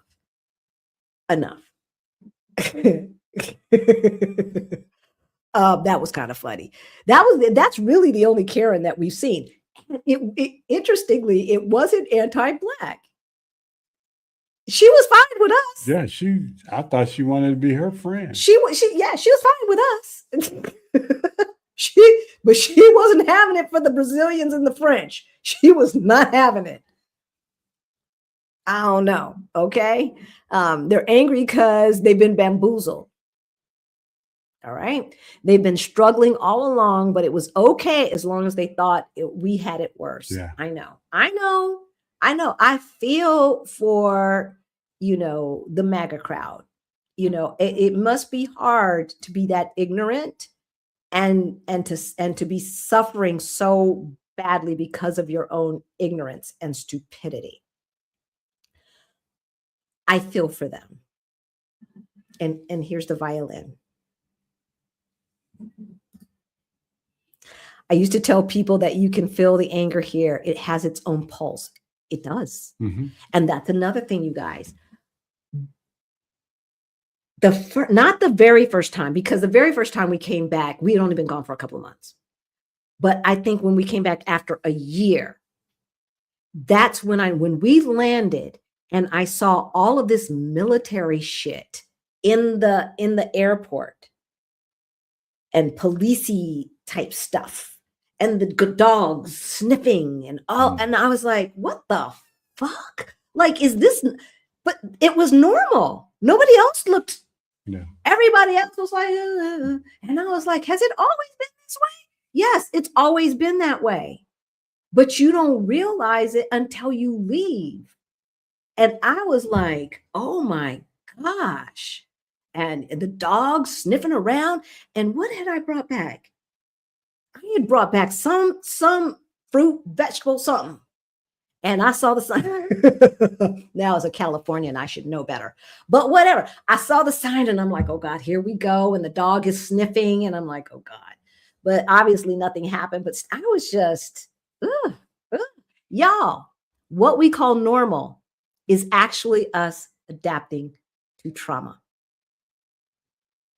Adapting to trauma. And you can feel it. It is palpable, just like it is palpable when you drive into the state of Oklahoma. All of the shit that went down in that state, you can feel it. You can feel it. It's in the air. Honey, honey, honey. Evil has energy, and you can feel it. I could not rest until I left that state. I couldn't sleep. Lord, I will never go back to that state. I'll be binding and rebuking. I absolutely love living abroad. Let's dare to challenge ourselves and build something new. Life didn't begin, nor will it end in America. Thank God. What did the president or king or emperor or whatever of China say? What did he say? Oh, we've been here for 1,000 years before America. We'll be here 1,000 years after America's gone. Ouch. Ouch. Right? It's so depressing. It's so depressing because it could have been so much. It could have been so much. Let's take our trillions where we are appreciated. That part. Right? That part. We're going to scrape this right off the Kennedy Center. Oh, his name right off the Kennedy Center. Right? And look, if we do what we're supposed to do in November, and if we do what we're supposed to do in 2028, that's only going to happen if we don't elect mamby-pamby and we don't step on their behinds and make them do what they're supposed to do some Mamdani shit. So we don't get JD Vance or friggin' Marco Sugar Booger Rubio, allegedly, supposedly. You know, personally, I don't think the name on the Kennedy Center is the end all be all. I think wait until he builds a gold statue of himself. Really. He might try to replace the Statue of Liberty with a statue of him. For real. Well, he doesn't have any jurisdiction over that. But any of those monuments in Washington, D.C. He could build a statue federally. He could, but he couldn't replace it. He could build it right next to it. Or he could replace Lincoln and put his big behind up on that chair. His ass, that chair ain't big enough. That chair ain't big enough. Did you see his ass sitting in that chair? Lord, land's sake. And had his hair going like this. Y'all see his wig? Y'all see Melon Felon's wig? Did it get snatched off in the catering truck? Oh my God. Okay, we're having too much fun. All right, off topic. What is the weather like around the end of December looking to come to the winter meetup? Yes, everybody come to the winter reunion and New Year's Eve party. It's 50s, 60s. Yeah. That's our winter. No winter coats, heavy coats, or anything. Yeah, like we don't that. wear heavy coats in the winter. Oh, light coat. No snow. No, yeah. If anything, you'll get some rain. Yeah, the coldest it gets is like, it might get into the 40s, like at 3:00 in the morning, maybe like in late January, February, maybe. But I mean, he never wears a coat. He has not even put on his winter coat. And we've gone out at night to shoot the lights and everything, which means we're standing still, right? And he didn't have on his coat. So yeah. Yeah. Who is coming to the winter meetup? Let us know. We were shocked to hear Jill Scott playing in an Asian fusion restaurant in Ecuador. Wow. I'd love to see that. Right?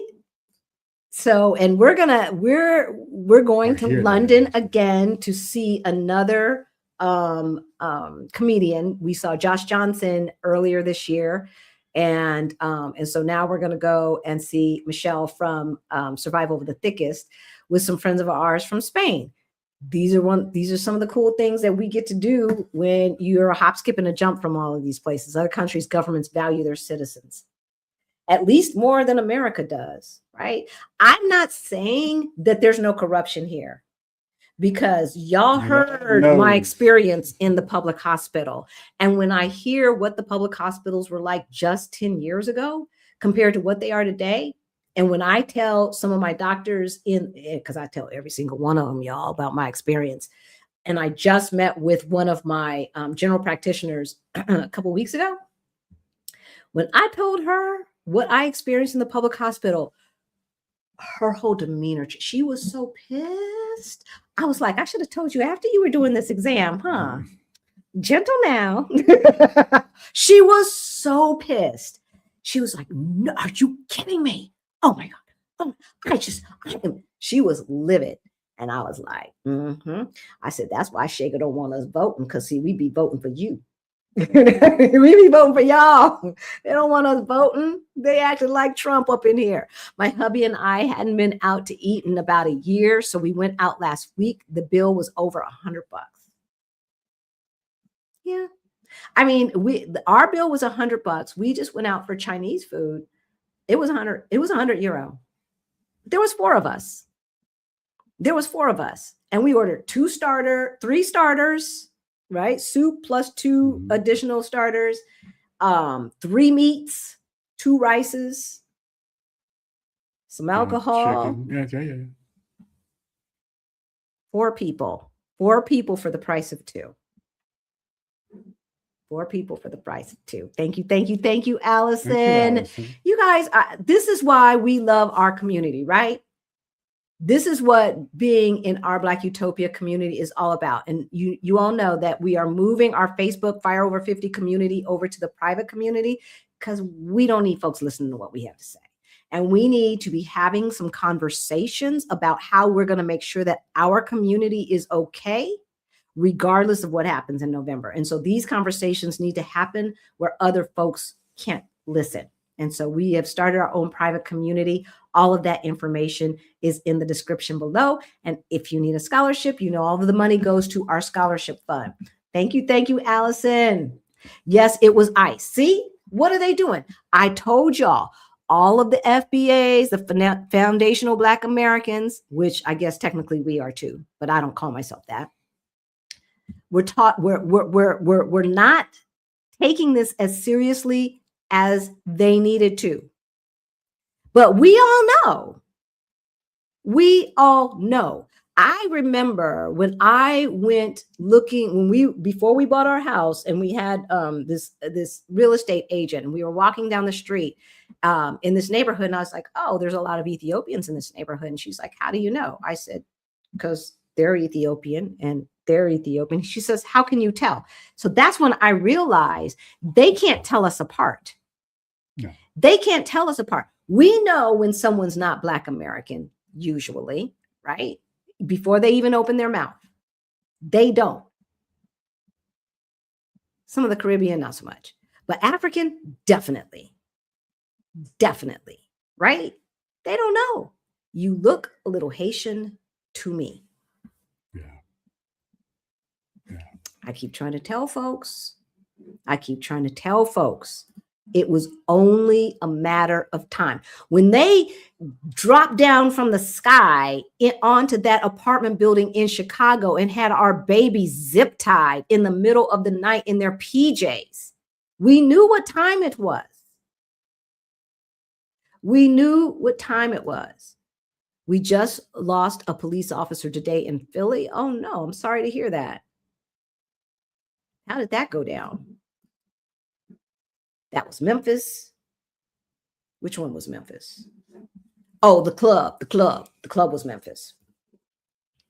Thank you, Allison. Gifted 5 memberships. You all, be channel members, Utopians and Legends. Utopians hang out with us every single Sunday behind the scenes. That's minimum. Legends also behind the scenes. They come on and co-host every other Thursday. And we got other perks as well. We bring in special guests. We invite our channel members when we invite special guests behind the scenes and stuff like that.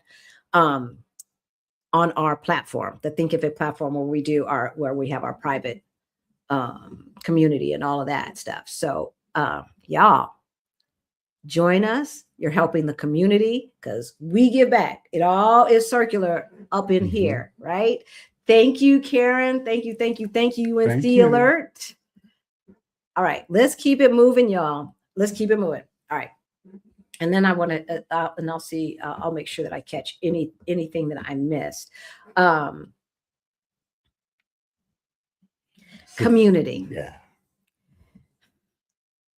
This was the thing that was the most heartbreaking because this is how it used to be in the United States. Yeah, because families seem to be more intergenerational here. Yeah. I mean, it's nothing to see our landlord next door. They have a grown daughter, and it's nothing to see them walking down the street hand in hand. Yeah. Like enjoying to be with each other. Chitty-chatting and walking to wherever they're going, you know. I mean, to see the relationships. It's nothing when we were in Mexico, the time we spent in PV. And headed to the beach, and you see the whole family headed to the beach. Always. You know, mama, grandma, grandpa, dad, the kids, the teenagers, right? Everybody all headed to the beach together. Not unusual. You know, seeing families in Belgium and you know, taking up in the city parks and stuff like that, actually blankets on the ground, you know, some with small kids, some with bigger kids, running around the parks and stuff like that. They really, really use their open space out here. Yeah. So that in Colombia too? Yeah, and it's just amazing to see that kind of stuff because, you know, heck, like we said, we're in the United States, we're in our cars from wherever we're going back into the garage, into the house. So you don't really see that and spend. And even the some of the parks that were in Denver, I mean, you would hardly see that. No, unless kids were doing soccer or something like that, you'd see the activity. Right, but then that doesn't mean the grandparents were there. So unless it was a birthday party, you know, a special occasion, you really didn't see it. But it seems to be that this is just how free time is spent outside of the United States. It seems like free time is spent more intergenerationally outside the United States. They're like older adults and you know, those in the 70s, 80s, 90s are not segregated. No, right? At all. They're not segregated from younger adults. So I don't know. I guess I guess at home, you know, I really miss that because I guess at home I'm the old one now. Well, I like because when I think about the last time we had not the family reunion we just had, but the ones 10 years back, it was like there was the generation above us was still all here. Now most of them are gone. Right.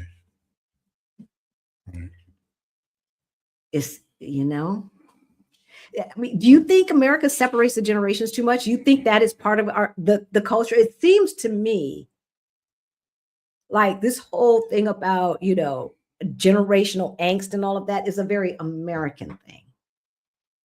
What do you think? If you're watching from the future, let us know in the comments. What do you think? Right? All right. What else are you talking about? I thought, did I see Karen Louise? See, this is the thing when there's so many of you who have been with us for so long that we started looking for you. And if we don't see you, we're like, where they at? Where they at?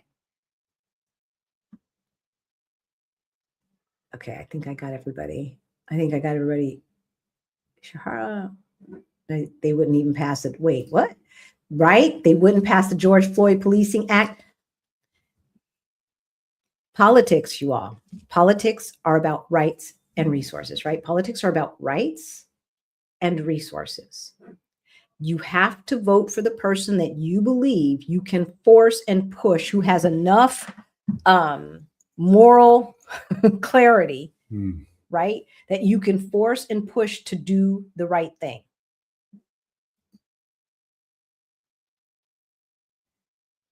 How did you like Namibia? My My tutor was telling me some disturbing things about Namibia. So I would be interested to hear what you have to say. And my tutor's Angolan. And Angola, I believe, is right next to Namibia. Yeah, I do miss the corn tortillas. I was also looking for Louisiana-style dried shrimp for my okra gumbo. Yeah, baby, no. No, thankfully, the seafood is so affordable here that you can pack up your gumbo with all the good stuff. True. But now what I did have to bring, Shara, what I did have to bring was filet because they don't have sassafras here. So I had to bring my own filet. But other than that, they got everything else you need. They got everything else you need. Okay, we're gonna keep it moving before we get to the next subject matter, because here and this, because America is about that money. Right. America's about what? Money. America's about the money, y'all. So go on. Go, no. You said. No, I was going to say, closing time means closing time, For real, though. When they close, I mean, y'all could go, you can run to Safeway, or maybe not Safeway. I don't know if they're 24. Not anymore, maybe. But King Super, Walmart, Kroger. Y'all can run down the street to one of them grocery stores and it's open 24/7. Here, no, it don't work that way. Because we go to the Alshon. If you ain't in the Alshon by 8:30, I think it closes. It closes at 8:30, but you need to be in there 8:25. Yeah. I bet you dollars to donuts, they probably lock the door at 8:28 and don't let anybody else in. And they're not like, you can't just shop. Now I know in America, they'll say store is closing in 10 minutes, but still ain't nobody rushing around. Yeah. The bank here, I've told some of you guys this before, the bank here at 2:45, I want to say at 2. So, okay, first of all, here in Portugal, you have to grab a number for everything. You have to grab a ticket. At least you're not getting snubbed in line because of your race, because there's a number for everything, and I do mean everything. So you go to the bank, you get your number. That machine is turned off at 2:45. Okay? The bank closes at 3. At 3:01, they are locking the door. I think that machine is turned off at like 2:30, actually. I think it depends on how many people they already got in there. I haven't been inside the bank in a while. But I'm telling you, they do not play. But their stores, Pingo Dos, and y'all that live here know. Pingo Dos, Alshon.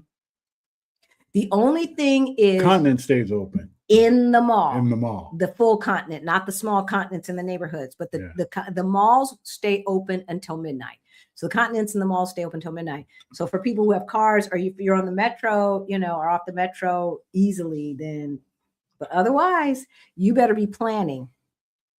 And don't think that you're just going to keep people working all hours of the night. That's for sure. That's for sure. Restaurants, same thing. People go home. Time to go. Holidays, like it's August here right now. The cafe across the street, he won't be back until September. Our little fruitaria, he won't be back until September. They're gone. They ain't worried about making that money. Nope, they're gone. They're gone. This is vacation time. This is family time. This is whatever they do. Right. That's another thing. Free time is purposeful. They don't play. They don't play about their playtime. Right? Yeah. They don't play. The month it is shut down. Shut down. In America, somebody would have been called to fill in because we expect 24/7 convenience. Somebody got to work so that you can be convenienced.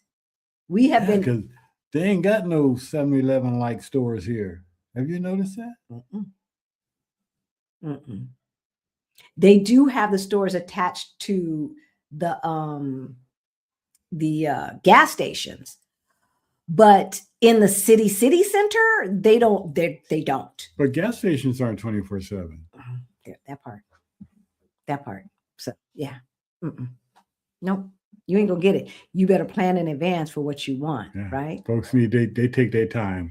And so like And it used to be like that in America. So the question becomes, when did our convenience become more important than everybody else's quality of life? When them business owners said, I want to keep making that money and I got to figure out how to do it 24/7. Right? When did our convenience become more important than the quality of other people's lives? And then lastly, the commercials. Oh my God. The commercials. Now, obviously, we don't understand everything they're saying. But there are subtitles around the world. You just do not see as many commercials because we do have some American channels here that play movies in English, right? And so we get the Portuguese subtitles. And so when we watch those channels, we see their commercials or our commercials because we live here. First of all, no pharmacy commercials. No pharmacy commercials. And you don't see a lot of buy this so you can style and profile and look like so-and-so star or this or that. Those commercials, all those commercials where you see so-and-so and they're like driving in the Buick down Malibu, looking all handsome or gorgeous or whatever. And it's like, what the fuck are you selling? Because it's a damn Buick. There is no cool and Buick in the same sentence. I used to have Hulu and I canceled Hulu because I got sick of the damn commercial. That part. Right? I got sick of all them depressing ass pharmaceutical commercials. It was like, oh Lord, I don't want to hear that. Buy this, buy that, buy. And I guess because here ain't nobody got room for all that crap. Unless you live out in the country and you've got one of those big houses. If you live in the city, you do not have room. The closets are only so big. I have yet to see a true walk-in closet here. Now they said some of the apartments we're looking at, they're talking about some walk-in closets, but I don't know. All right. What we're going to talk about next is what grieves us. This is going to be a long night. What grieves us? This section is not so long because 4 years abroad has not made us less black. Nope. We black, y'all. We blackity, blackity, black. If anything, distance has sometimes made us understand exactly how Black American we are, especially Black American, right? The nod. I miss the nod, y'all. Yeah. I miss the nod. Young African dude, one time walking on the street, he gave me the nod. And it blew me away. It really made my day. I said, oh my God. I almost stopped him and hugged him. But by and large, if I get the nod, it's from somebody in the neighborhood who just sees us all the time. Otherwise, I miss the nod. I miss the nod. I miss cookouts. So we're supposed to have a cookout here. We're going to have a cookout. Yeah. The reunion, we're going to have a cookout. So, and I've already started talking to them. They're going to have ribs for us. They're going to have chicken for us, hot wings for us, and everything else. So for the summer reunion, we're having a cookout. But I'm just talking about just a little family cookout, right? A family cookout. The music, right? Like, I miss always hearing our music. Now, obviously, we all have our devices, and we can tune out. But you do hear a lot of American music. We do hear a lot, but we hear a lot of other people's music too, and I appreciate that. And I appreciate it. I really do. I'll put my Shazam on, and next thing you know, it's in my playlist for real though. But I guess besides our family, if we could transport some of our family, everything would be perfect. Yeah, that's about not all of our family and friends, of course. That's family too. Any friend at this point that I'm still in touch with, that's family. So they're included when I say family. Other than that, the food. not the explosive diarrhea food. I'm talking about our food. Like we were talking about gumbo and stuff like that. Like to make our food here is more of an effort. I'm be honest. And sometimes I'm just like, oh, I just don't feel like it. But I mean, I be making barbecue sauce from scratch, y'all. Yeah, you have to do it from scratch a lot of times. From scratch, like tomatoes and Worcester sauce and brown sugar and seasoning and garlic and like that. And I do miss, and I know we were talking about it in a different way before, but there are some conveniences that, I mean, I don't miss it on a day-to-day basis, but I do, even though I'm not a big Jeff Bezos fan, I do miss overnight delivery. No such thing. No such thing. Amazon overnight, Yeah. Different things. There's plenty of times I miss saying, damn, because we used to not live too far from a Target.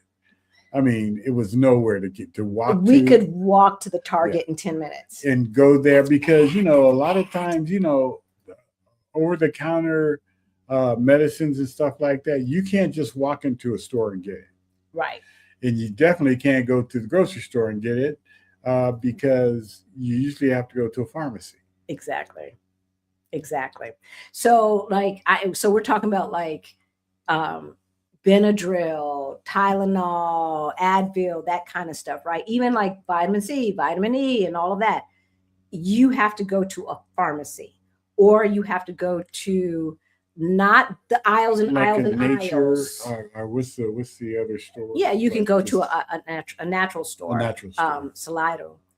But otherwise, you're going to go to either the one aisle, like you're buying cigarettes or something in the grocery store, or you're going to go to a pharmacy, even to get what we consider over-the-counter stuff.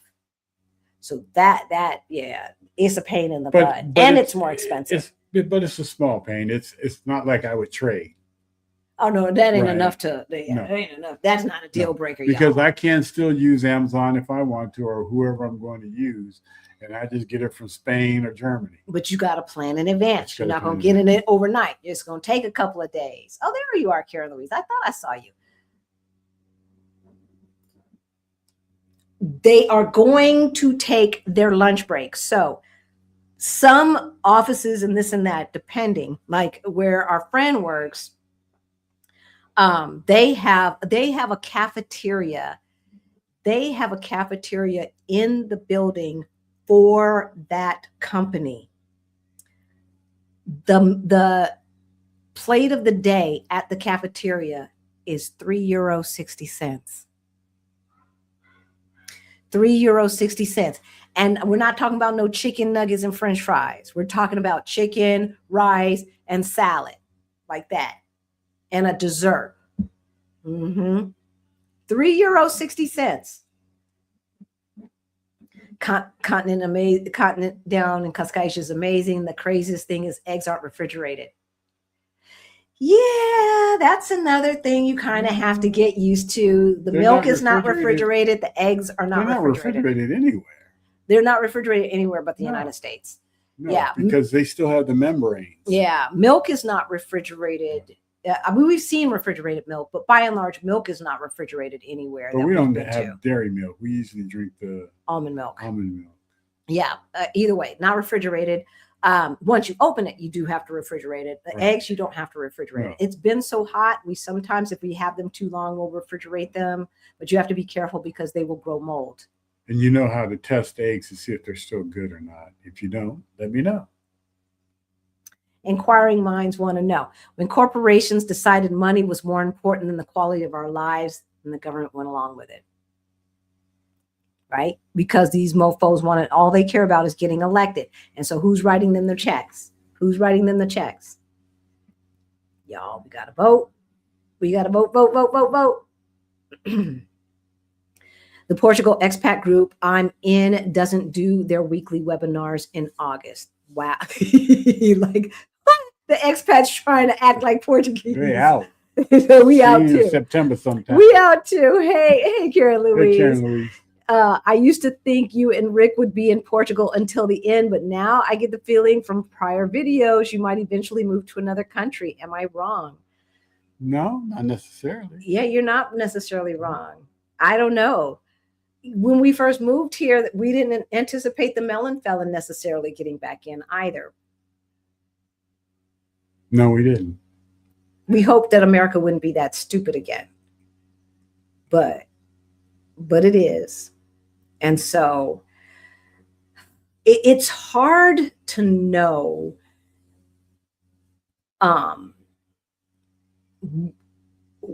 you know, what the future is going to be like. It's hard to know geopolitically what's going to happen. You know, I don't think Putin really has the strength to do what he wants to do. I think that's kind of been proven. I think he thought Ukraine was going to be a cakewalk. And the fact that the melon felon hasn't given any money really to Ukraine, others have, but I don't know if it is made up for what we've not given. And Russia still hasn't won. It's like they got folks jumping ship, just like unfortunately we got Americans jumping ship, you know, that are fighting Iran. Russia does too. So that used to be one of my worries.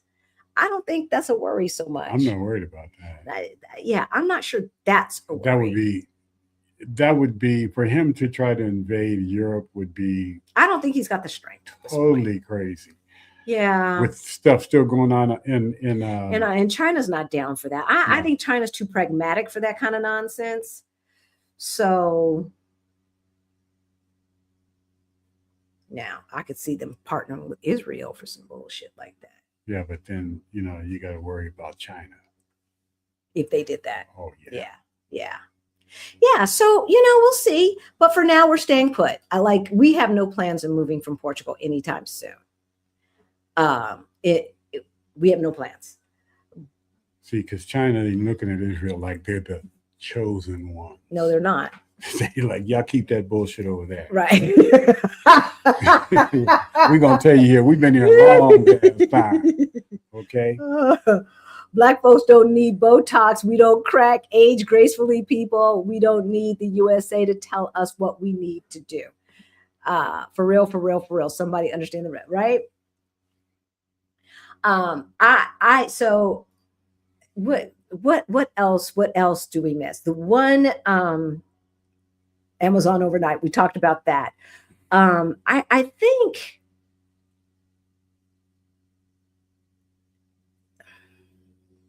as far as entertainment, we get the entertainment here. We get entertainment here. We get entertainment here, plus we can just pretty much hop on a plane and fly to a different country and see entertainment, because entertainers are all over the world traveling and doing shows. But there's nothing like us. And I don't mean people who look like us. I mean Black Americans specifically. There's something about us. And not to say that anybody's lesser. It's none of that. It's a kinship, right? And right, it's like the nod. It's the shorthand that we have. Like when we spoke at our Rich Journeys conference, right?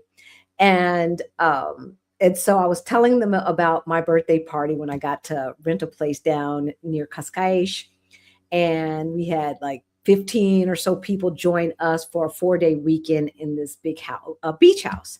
And I said, I was trying to create Best Man meets Waiting to Exhale without the drama. All the Black folks in the audience busted up. The shorthand, right? And so it's things like that. Yeah. Right. And thankfully we have a great community. And the other thing is, and this is one of the reasons why our reunions have become so important. Our meetups, our reunions have become so important, because we can bring y'all here and get our fix and get our fix on. Right. I mean, they have become even more important because of that. Right. Because we miss y'all. And so, I don't know, and I'm sure that when folks migrate to other countries, they're in the same position, which is why if they entice more people to move to where they are, and they create their own little enclaves, right?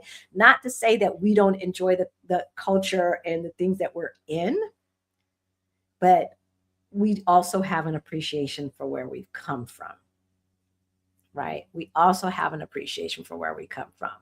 So, is there anything like for those of you who are gone? Is there anything that you missed that you didn't think you didn't realize that you would miss? Yeah. Is there anything that you didn't realize you would miss? No, not really at all. I guess my expectations were pretty much how it is, what we live, what we experience every day. Yeah, I think I took some things for granted, y'all. Right? I think I took some things for granted. So I don't know. But anyway, so for those of you who there's some of you who can never come out in the summer for because you're teachers or educators or whatever. And so we've added the winter reunion. It's going to be December 28th, 29th, 30th, and 31st. December 29th, 30th, and 31st, ending obviously in a New Year's Eve grown folks party. Grown folks party. All right. So like if you moved abroad, or if you moved abroad tomorrow. Yeah. What would you miss the most?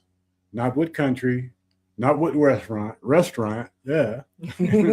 Who or what would you grieve? Yeah. Besides Mexican food, I grieve. Yeah, she does grieve Mexican. I do.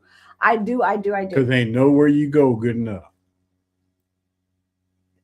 No, well, we have a couple of places here. Yeah, but they ain't.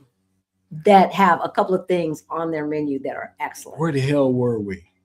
Where you went in the restaurant and fussed out the chef? We were in Spain. Was it Spain? Mm-hmm. Yeah, it was Barcelona. That's right. I was like, oh, Lord have mercy. This ain't real. Is this real Mexican food? Oh, let me tell you about the real Mexican. I was like, oh, Lord. We didn't even eat there. We didn't eat there. First of all, I couldn't smell it. If I couldn't smell it, something wrong. She fussed the man out. We have a Mexican, there are 3 Mexican restaurants owned by this Mexican lady here. When I'm upstairs, before I even get down there, I can smell it. I know it's the real deal. And then they didn't have any corn tortillas at that place in Spain. I'm like, oh, no. I think New Zealand is the only other country that allows pharmaceutical companies to market directly to patients. Oh, interesting. My ex-hubby was shocked and disgusted the first time he saw a drug commercial. So I didn't know that about New Zealand. Interesting.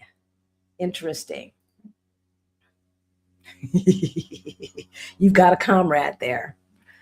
Hey, John, no. We boycott Target, and so we don't miss Target anymore. No. Last time, we had deaths in the family, so we've been back to the States 3 times in the last 12 months. I did not go to Target, y'all. And my aunt and our condo are right next to a Target as well. I did not go. So, yeah. Because Black folks, we still boycott, and Target can kiss my behind. This fool on Friday in his New York rally said that the Strait is going to be a U.S. territory. Okay. You guys. The emperor's not wearing any clothes, you guys. No, he's naked as a jaybird. A newborn baby. Right? Like, what in the heck is going on? Isn't Russia working with North Korea to get more soldiers to join them and equipment to fight? I don't know. Yeah, they had North Korean soldiers come and join them to help fight in Ukraine. And it's still. I don't know how much it's helping. Our community here is phenomenal. Y'all. It is. You guys, you see the videos. Do you enjoy football now?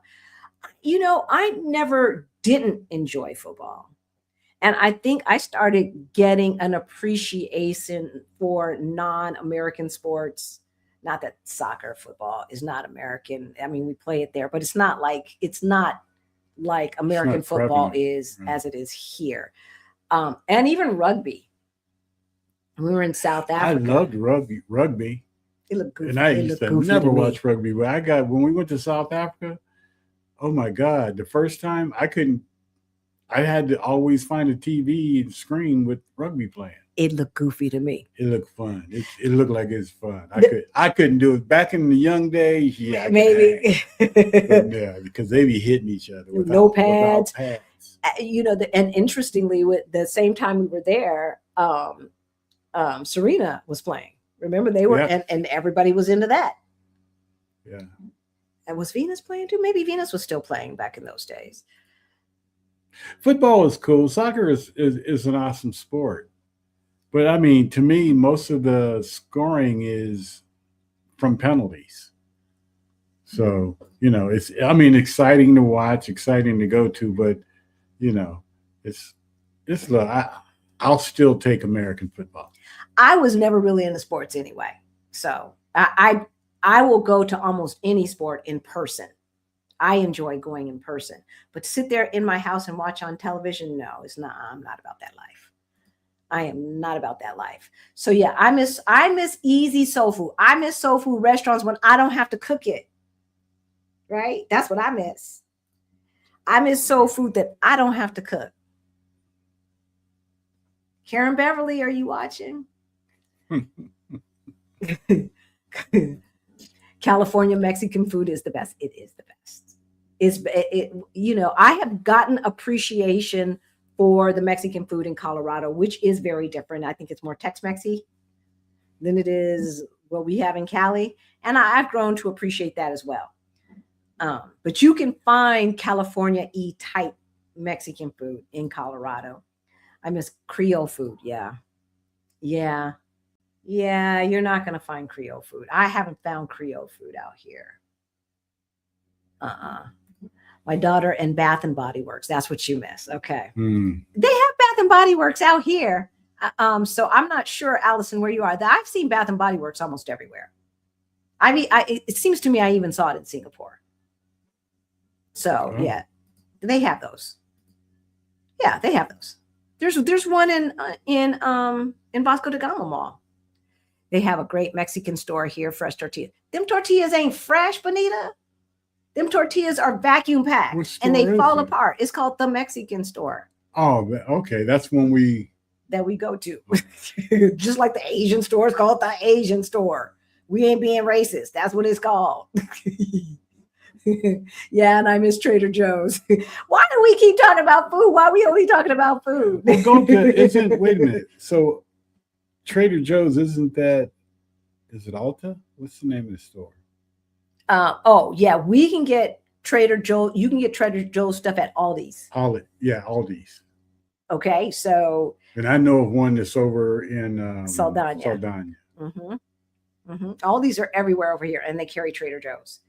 And you can find, and Lidl has some stuff too, or Little, or however they pronounce it. I don't know. When I lived abroad for a year, I grieved my family. Oh yeah. Now that I visit them so much, not that I visited them so much, but the fact they were no longer a hop, skip, and a jump away. Yes, because we lived in a different state. We lived 2 states, 3 states away from our family. So, to me, it's no different. I have to get on a plane. I have to get on a plane. Right. And that's what FaceTime is for. When I lived in Senegal for a year in 2011, I missed having a variety of cheeses. And I miss New York pizza. I wonder if they have New York pizza in Senegal today. I wouldn't be surprised if they did. I would miss easy, breezy, sunny, everyday weather of Southern California. Karen Louise, we have easy, breezy, sunny weather here. We sure enough do. Portugal has California weather. This is California weather. The stunning topography of California's mountains. Yeah. The one thing about Cali, and even though that Colorado's landlocked, but to go from sea level to mountains, to go from sea level to 14,000 feet, because Mammoth is 14,000 feet in the air. You can ski and surf in the same day, right? Oh, I'm a Southern California girl. But the cliffs, the coastline, the beaches, we got all that here. And it looks a lot like California. The vegetation is a lot like California. It's trippy. It's trippy, Karen Louise. And that's why I said it feels like home. They have a tree here that when we're driving and they're along the highway or something and I smell them, it reminds me of my childhood in San Diego. It reminds me of the zoo in San Diego. So yeah, it's a trip. Same vegetation, same weather, even though we're so much further north. Excuse me, it's a trip. And I would say the winters aren't any colder than LA gets too, because I live near the beach. So I'm not sure where you live, if you live in the valley, but I live near the beach. And in the winter time, in the morning when we would wait for the bus for school, and in the evening, like after the games and stuff, that fog would come in and you could not see your hand in front of you in LA, where Obama meets MLK Boulevard. You could not see your hand in front of you. So it would be cold. It would be cold. I saw more fog in Southern California actually than I see here. Some mornings it would be foggy like that. But I remember there's a season in Southern Cal or in LA that we would have it. And it was like every night, like clockwork, here it comes.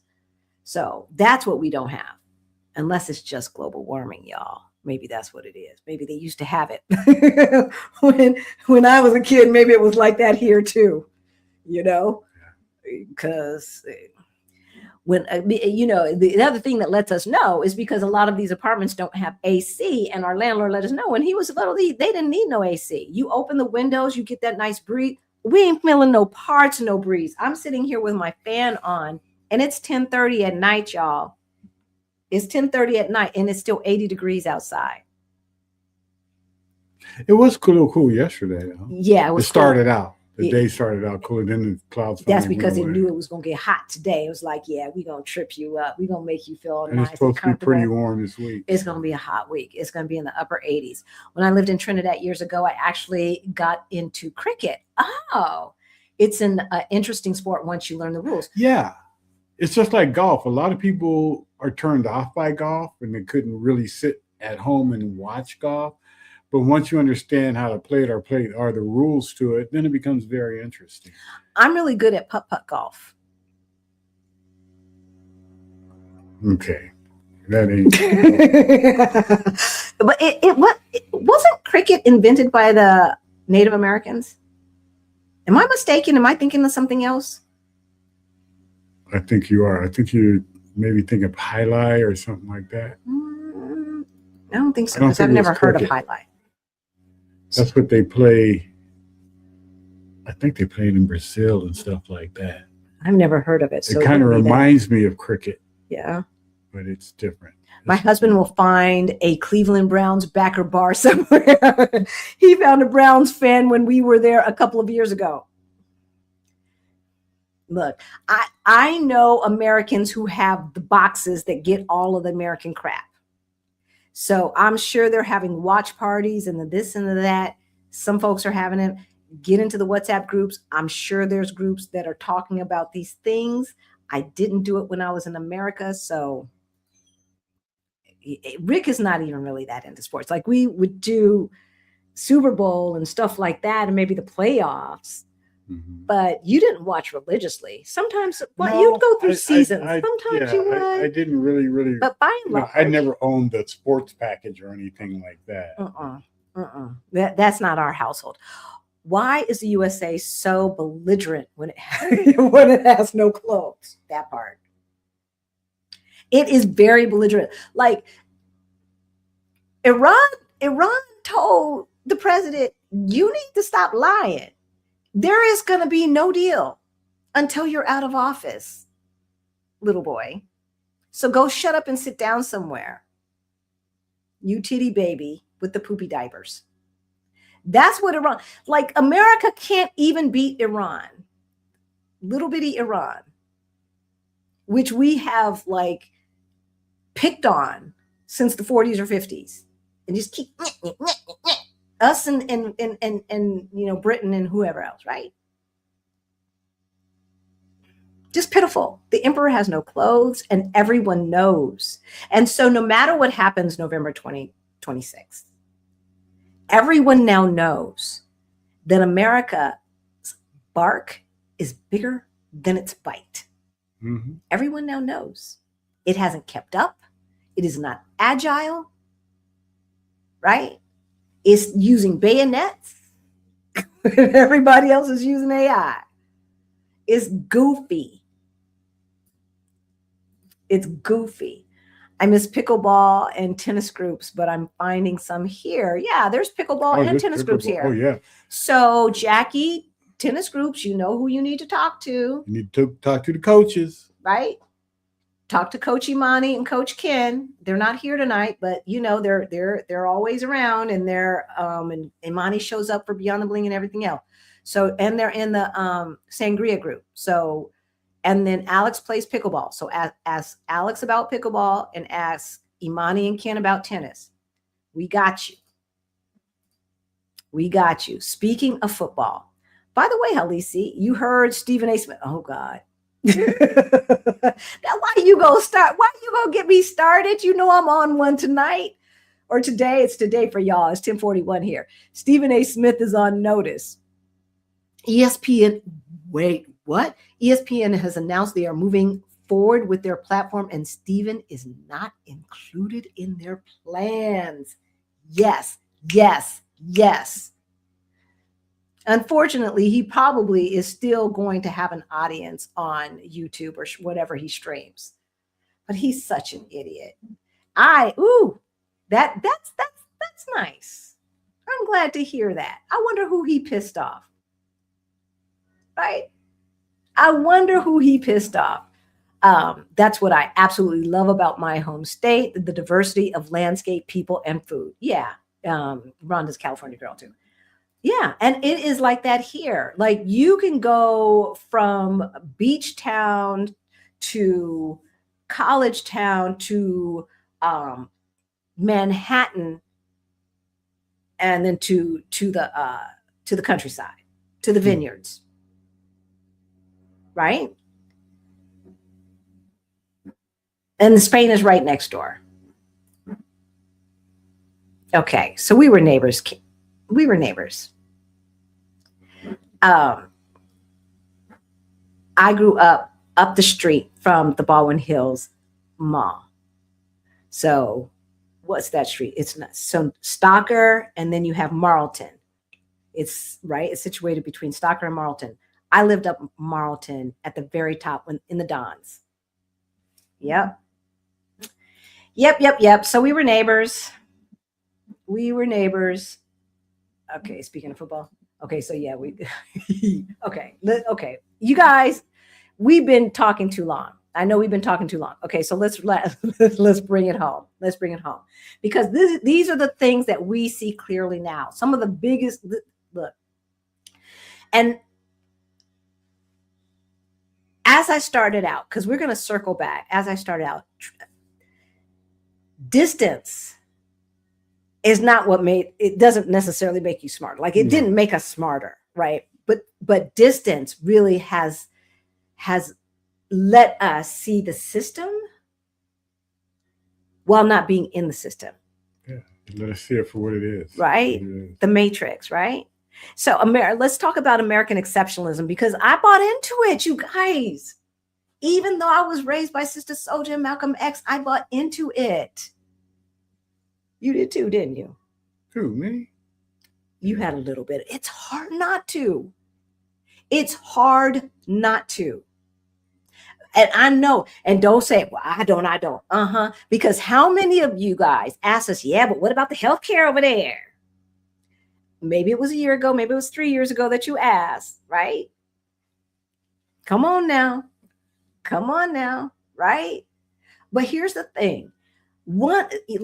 Even though,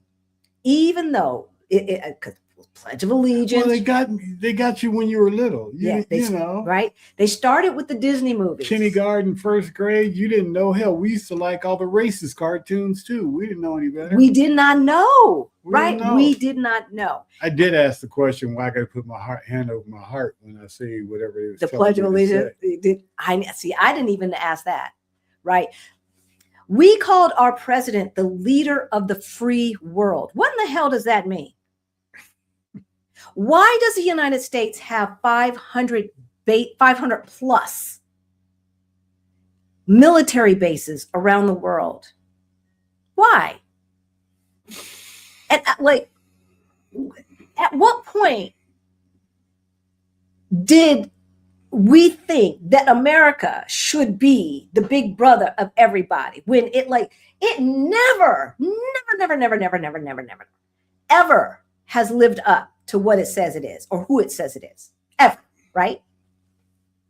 And yet it has the audacity, the unmitigated gall to sit in judgment of other countries and what they can and cannot do within their country. And when they have democratically elected folks like they did in Afghanistan, like they did in Iran, what did America do? They went in and switched out who they elected for somebody else. For a puppet.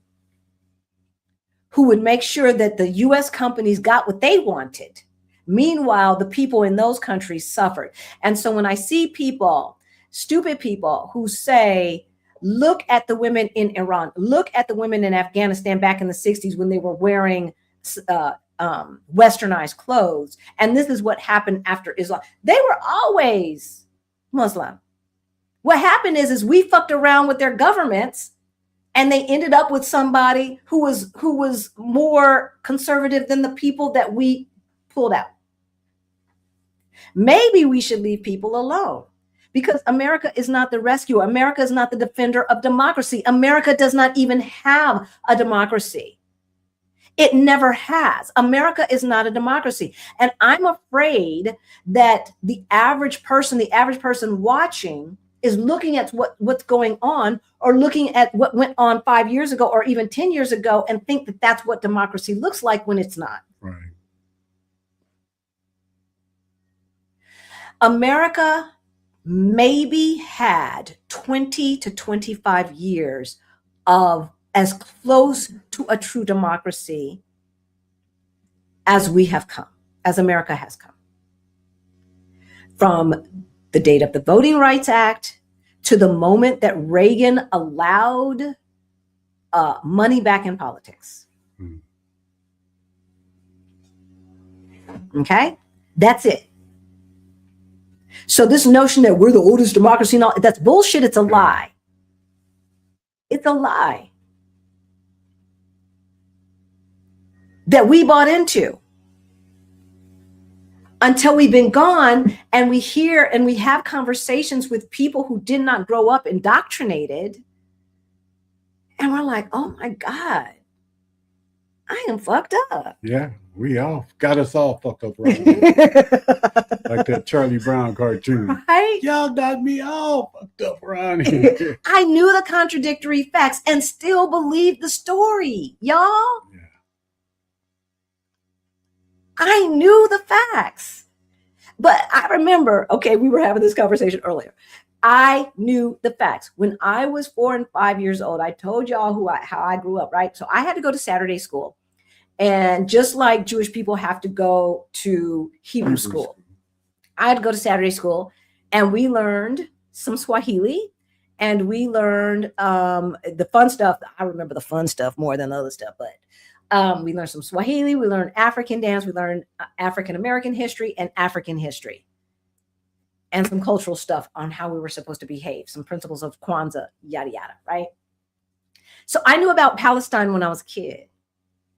I knew about Mansa Mansu when I was a kid, right? I knew about the Zulus when I was a kid. I knew about a lot of the different ancient countries and current countries and who colonized them when I was a kid. And yet, when I remember when I was like in 4th maybe third, fourth, or not fifth grade, third or fourth grade. And I pictured a globe in my brain. And even though I knew all of that stuff, the United States spread all around the globe in my brain at 8, 9 years old. That's what America does. Now, I don't know if other kids in other countries have that same notion that, like, Portugal's the whole world. I don't know. But in my mind, those 50 states, and I'm not sure where Canada fit in or Mexico, because we did go to Mexico a lot. I grew up in San Diego. I don't know where they fit in, but I remember that. And that is the indoctrination that is so insidious, right? It's so insidious that we don't even realize it, right? So what beliefs about America did we not even realize? Like, are there any beliefs about America that you are now rethinking, that you realize were your beliefs? And you're like, wait, what? Where in the hell did this come from? We thought America was the world. I thought America was the whole world. Yes, Stephen A. Smith FAFO'd, and he's learning that jumping on the melon felon train is probably not the move, right? It's probably not the move. The racial dynamics, everything, like everything, and I do mean everything in America is interwoven with race. Everything, every system, everything. Like America eats, sleeps, breathes, consume, everything is about race in America. And it's just not other places. It's just not. There might be too much nationalism some places, but it's not about race. It's about culture. It's about tribe. Even though we know race is a construct, I don't know what else to call it, because that's what they call it. And because they're in power, I'm going to call it what they call it. Karen. Thank you, Karen. Thank you. So gracious. So gracious. Everyone in the community, we got to show Karen Louise some love, because 100% of what we get, all of the donations goes to our scholarship fund. Right now, we are rolling out Beyond the Bling 3.0. That's our financial freedom blueprint for late bloomers like ourselves. Everything that we learned to go from negative 22,000 to over 1 million in less than 5 years is in that program. Although I'm not a supporter of how Iran has treated its citizens, nor am I. Right. I am thrilled that they showed us how silly, stupid we are. Yeah. It's not all that powerful and great military know-how, right? How amazing for us to get into an unnecessary war, right? I won't miss America when I leave. The administration is more than ridiculous. Oh, yeah. It's the biggest joke of all. Right. And like, I grew up in going to Beverly Hills High School. And when I went, it was right after the Ayatollah, all that stuff back in the late 70s. And so Beverly Hills High School had a lot of Iranians, Persians. And so I heard the stories, and I know how it was and why they left. And these were the rich people, of course, and why they left, right? And so, hearing it firsthand from people's lived experiences, I had some empathy and compassion for what they were going through. And I knew, because my daddy told me, that it was our fault. It was our fault. Mm-hmm. And so even though their change needed to happen in Iran, that's up to the Iranians, right? Like, we ain't even got, it's amazing to me, but we all had that family member, didn't we? We all had that family member that was all up in everybody else's business, telling everybody else what they need to do and what they don't need to do and all this and that. And their own house was all jacked up. They didn't have their own house in order, right? We all had that family member. The world has that family member now. It's called America. And it always has been since it became the world power after World War II. And everybody else said, yeah, I guess they're going to be the big boy, because they dropped a bomb on people because they are good at punching down. They're going to be the big boy. America has never had its house in order. And that was the whole thing, right? How y'all going to talk about democracy abroad and you guys are treating your own citizens as second-class citizens? You locked up the Japanese and the Italians. Black folks ain't never had freedom. The indigenous are nowhere to be found. But you are on your moral high horse. Okay, we gonna wrap up. What y'all talking about?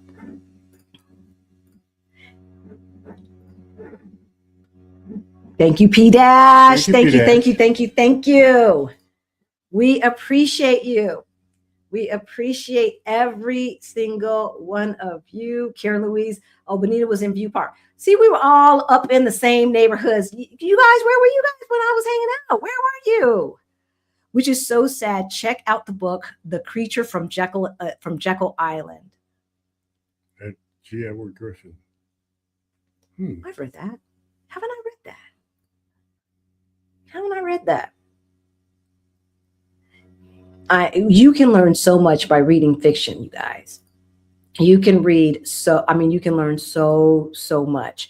So much of what we've been taught and now what's reported is a lie. If it's not a lie, it's only half the truth, right? It is ridiculous. And so now when it comes to US news, PBS, I still trust them. Like for PWI type places, PBS, Democracy Now, right? I still trust them. And then Don Lemon, Joyanne Reed, Roland Martin, they have to keep me up because I do not trust what's coming out of corporate media with all of these shenanigans and the consolidation. And you've got the Edelsons and a couple of families in charge of everything. And these people, half of them aren't even American. Tell me how it makes sense to have your news media in the hands of someone who is not American.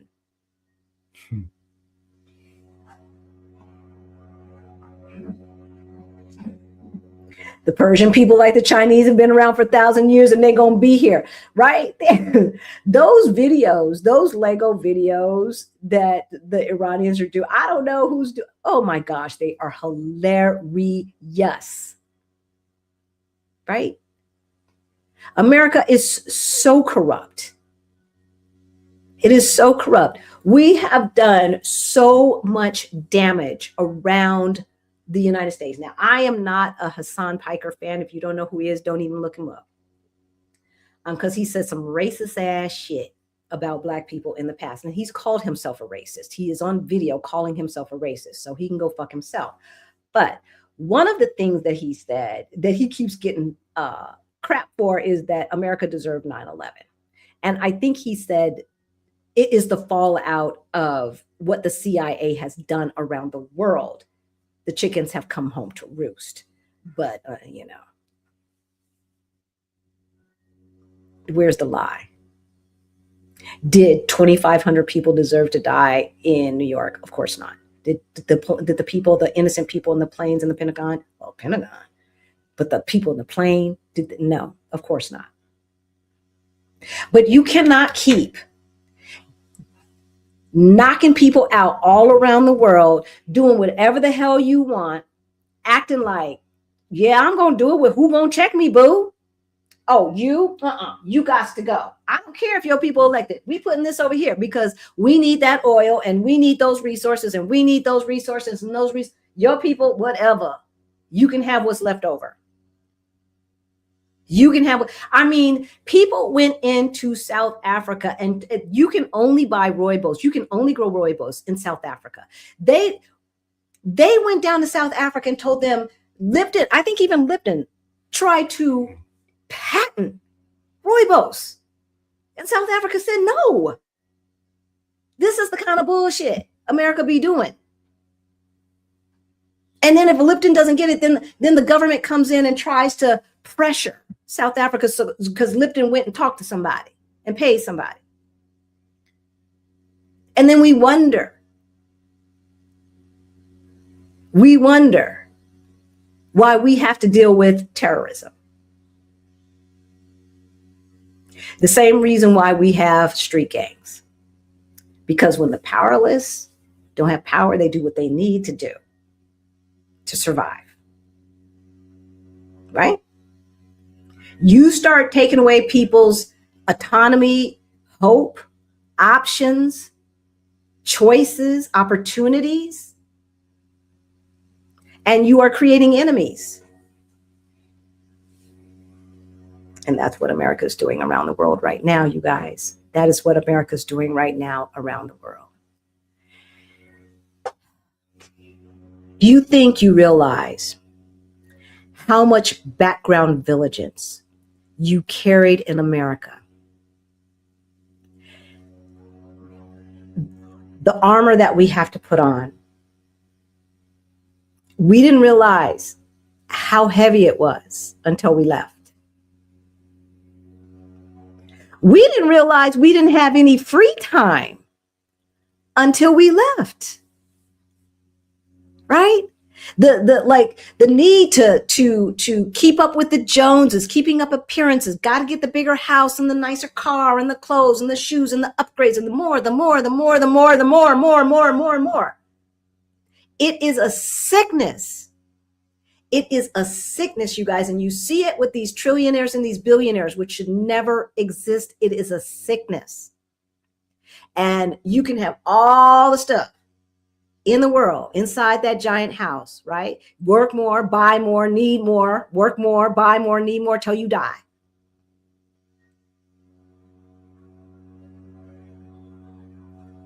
It's ridiculous. It seems ridiculous now that we look back, because that's the kind of, we were in that rat race. We were in that rat with the Nordstroms.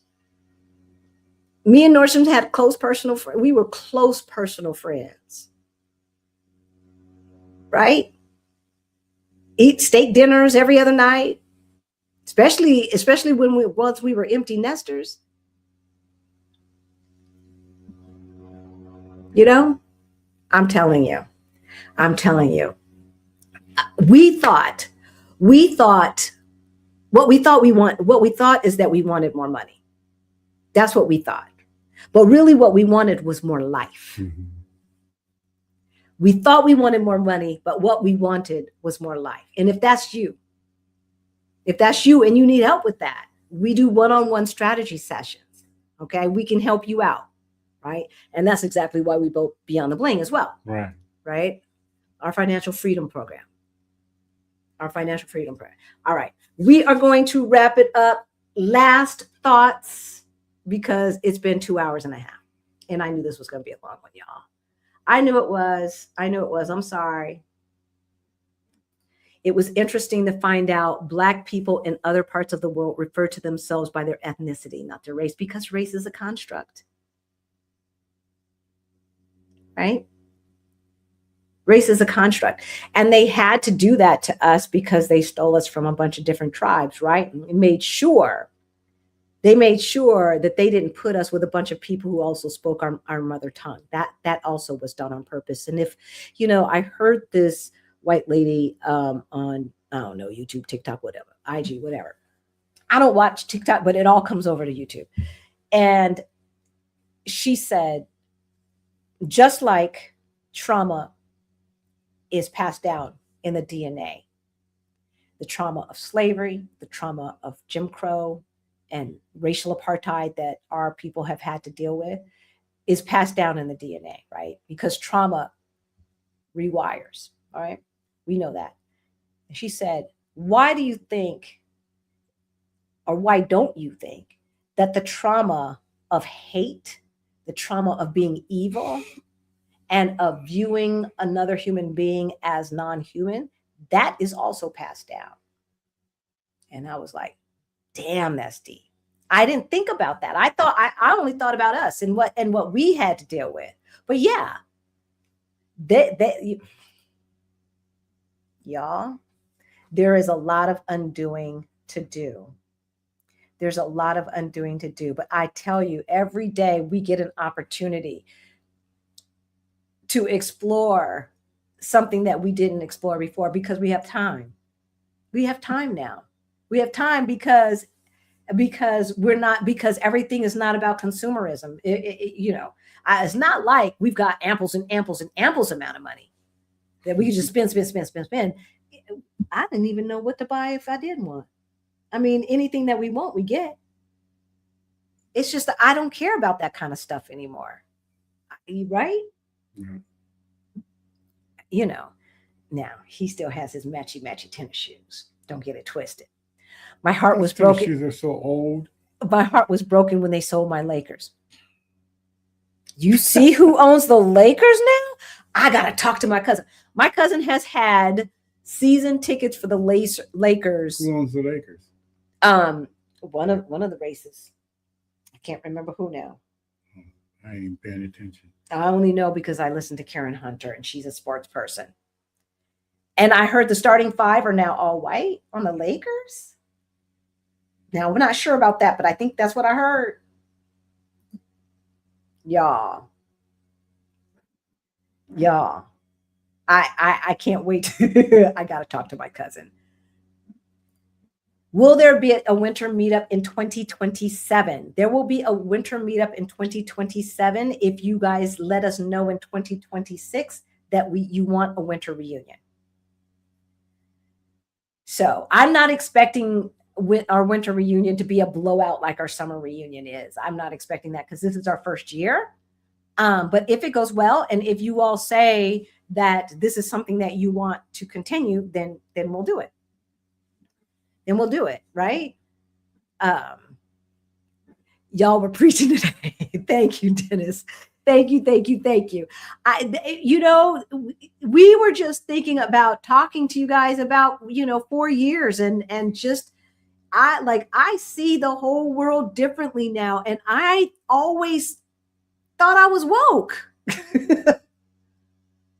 I always thought I was woke. We ain't woke. Well, we're woke now. We are woke now.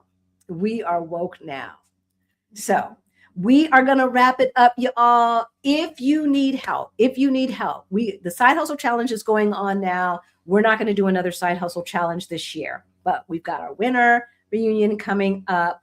Beyond the Bling 3.0 will be rolling out momentarily. If you are interested in that, we have the founders offering price. Once those founding members are in, that discounted price goes away.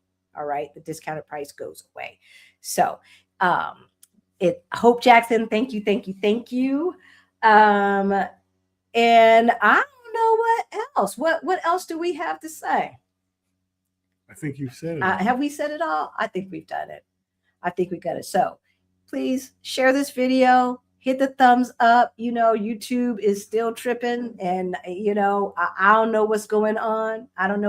If you didn't see what we had to say about reparations and being a Black expat with reparations, we talked about that on Thursday. Please go check that out. And we will see you. This Thursday is not a Legend Thursday. We will see you this Thursday. We love y'all. This is our Black utopia, rising in the